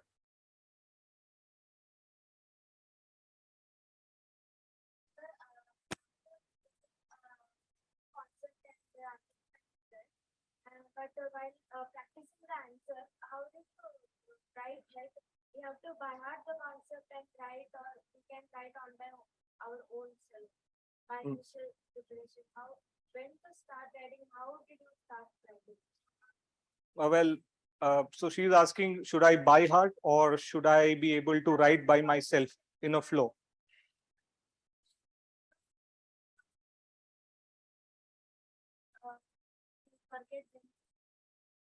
Now, see, personally, I never had any problem with when it came to by hearting. Okay, I could by heart huge amounts of data. But for answering her question, I would say you need both. You should be able to by heart few things because when it comes to evolution and physical anthropology, you have to by heart. There's absolutely no other way to go ahead. So you'll have to remember the capacity of the skull and various other data. You have to by heart few things there is. But paper 2, for example, it is entirely concept based, and you can easily understand and you can write beautiful answers. Okay, so I feel a synthesis of by hearting and the ability to write on the go, on a flow, is going to help you, in doing your papers well. So try to develop both.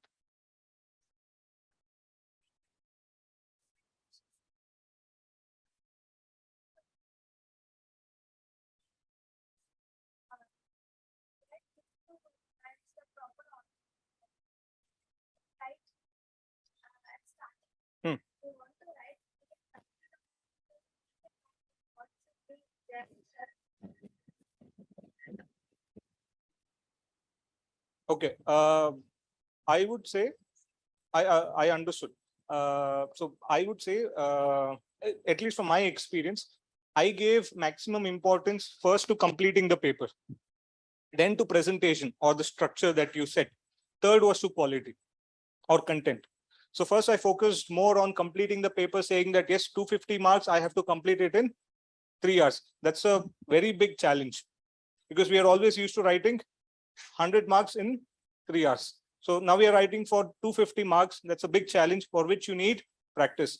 Then came presentation, later came quality and content. You'll understand this, take a test series, write over a period of time through practice, only then you'll be able to realize what I'm trying to tell you now.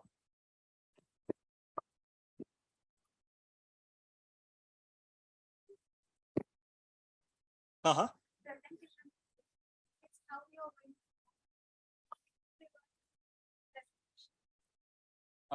I think with respect to this, you'll have to sit with a mentor or whoever is evaluating. I think once you start writing answers on how you can improve, I think that is the best place for you to focus. I think even if I tell you what I used to do, I don't think that is it's the best way to approach.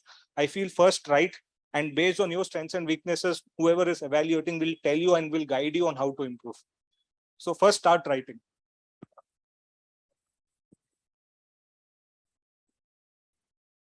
No. Don't go for Ember and no, don't go there. Use notes. Seriously, it's enough. Don't go to Ember and Ember.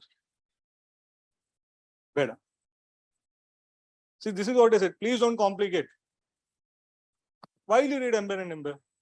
Have you seen Ember and Ember? No? It's this big. No, it's this big. It adds tuka aste. The last kabadi walan koduvaga, it'll add weight aste. Okay. Rather than that, use 2 notebooks, small. Your classmate notebook. That's enough. Anything else? You're sitting here, Allah.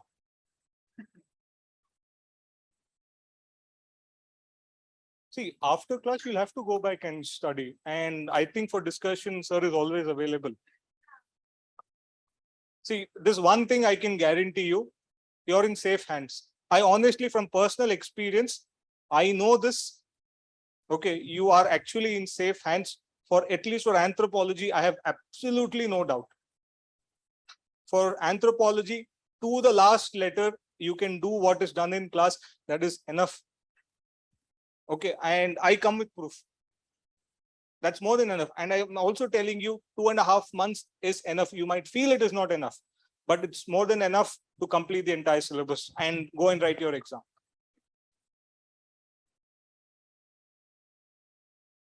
Okay, so thank you very much for. No, I only went by test series. I did not go through previous year question papers. Because I was preparing module by module, and the previous year question papers was entire question paper 1 or entire question paper 2. So I went module by module. I only stuck to the test series and I prepared according to the test series. I feel that was more structured and it gave me more room to study properly. So I did not go by previous year question papers at all. And if you see the last 2 years, I don't think it is going to help you much, even if you prepare based on the last few years question papers, because now UPSC is also getting smart. Everybody knows there is somebody to give you notes. Everything is ready-made. So they also have to evolve. And I think sir will also take care of all those things, which new topics which have been added. So that is fine, I think.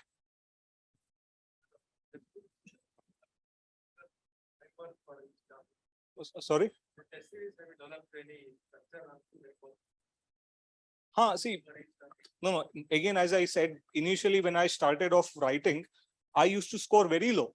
The marks that I used to score used to be very low, because the way I used to approach the question, the answer that I used to write point-wise, diagrams or whatever it was not up to the standard, or it wasn't meeting the demand of the question. So that is why I said it is a process that you have to go through and experience it, and you will improve over a period of time. It won't come today. So tomorrow, if you're writing your paper, one entire 3 papers, you might think you have done a very good job. So wait until the evaluation is done. Then you'll realize how good of a job you have done. Okay, so this is where you have to try and improve. So see what has gone wrong and then try to improve on it. So the introduction or the diagrams, where you have to put it, you have to put it. So that you learn as you go through it.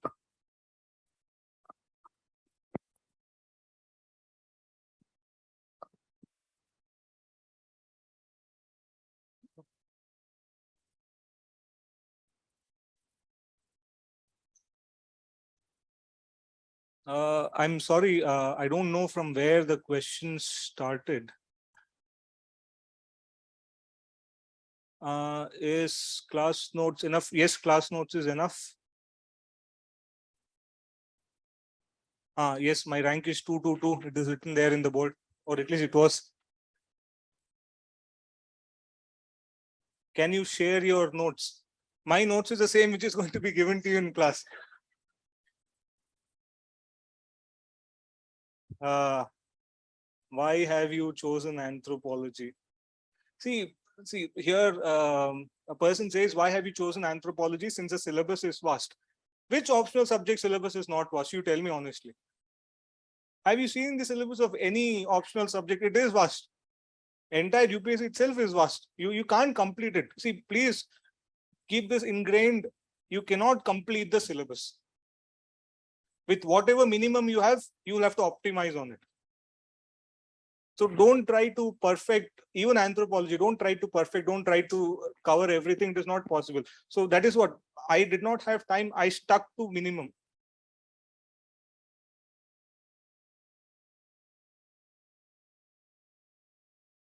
Yeah, you can use current affairs. I think about anthropology test series, I think Insights will give you more information on this. Okay, sorry.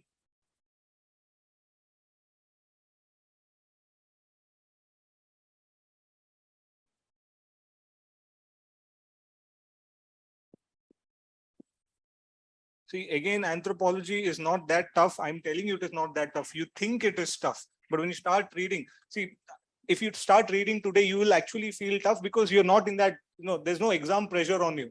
But when you get that exam pressure, everything will go smoothly. Okay, so today there's nobody behind, there's no timeline, there's no target. You feel it is difficult, but trust me on this, it is not that difficult.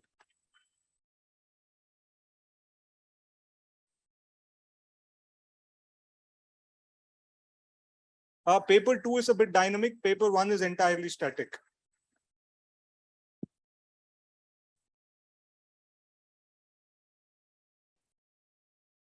Yes, I started the test series after clearing my prelims. This is what I did. So maybe it would actually be better if you are able to start it before itself. Okay, because it will give you more time span to prepare. But unfortunately, I had to start after my prelims.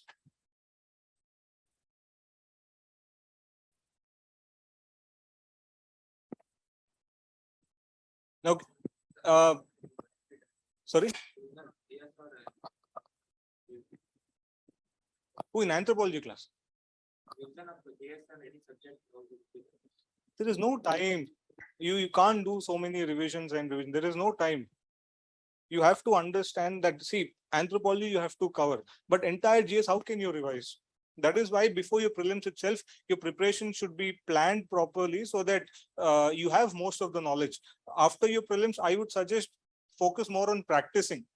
Write more rather than reading more. Before prelims, do more of reading. After prelims, do more of writing.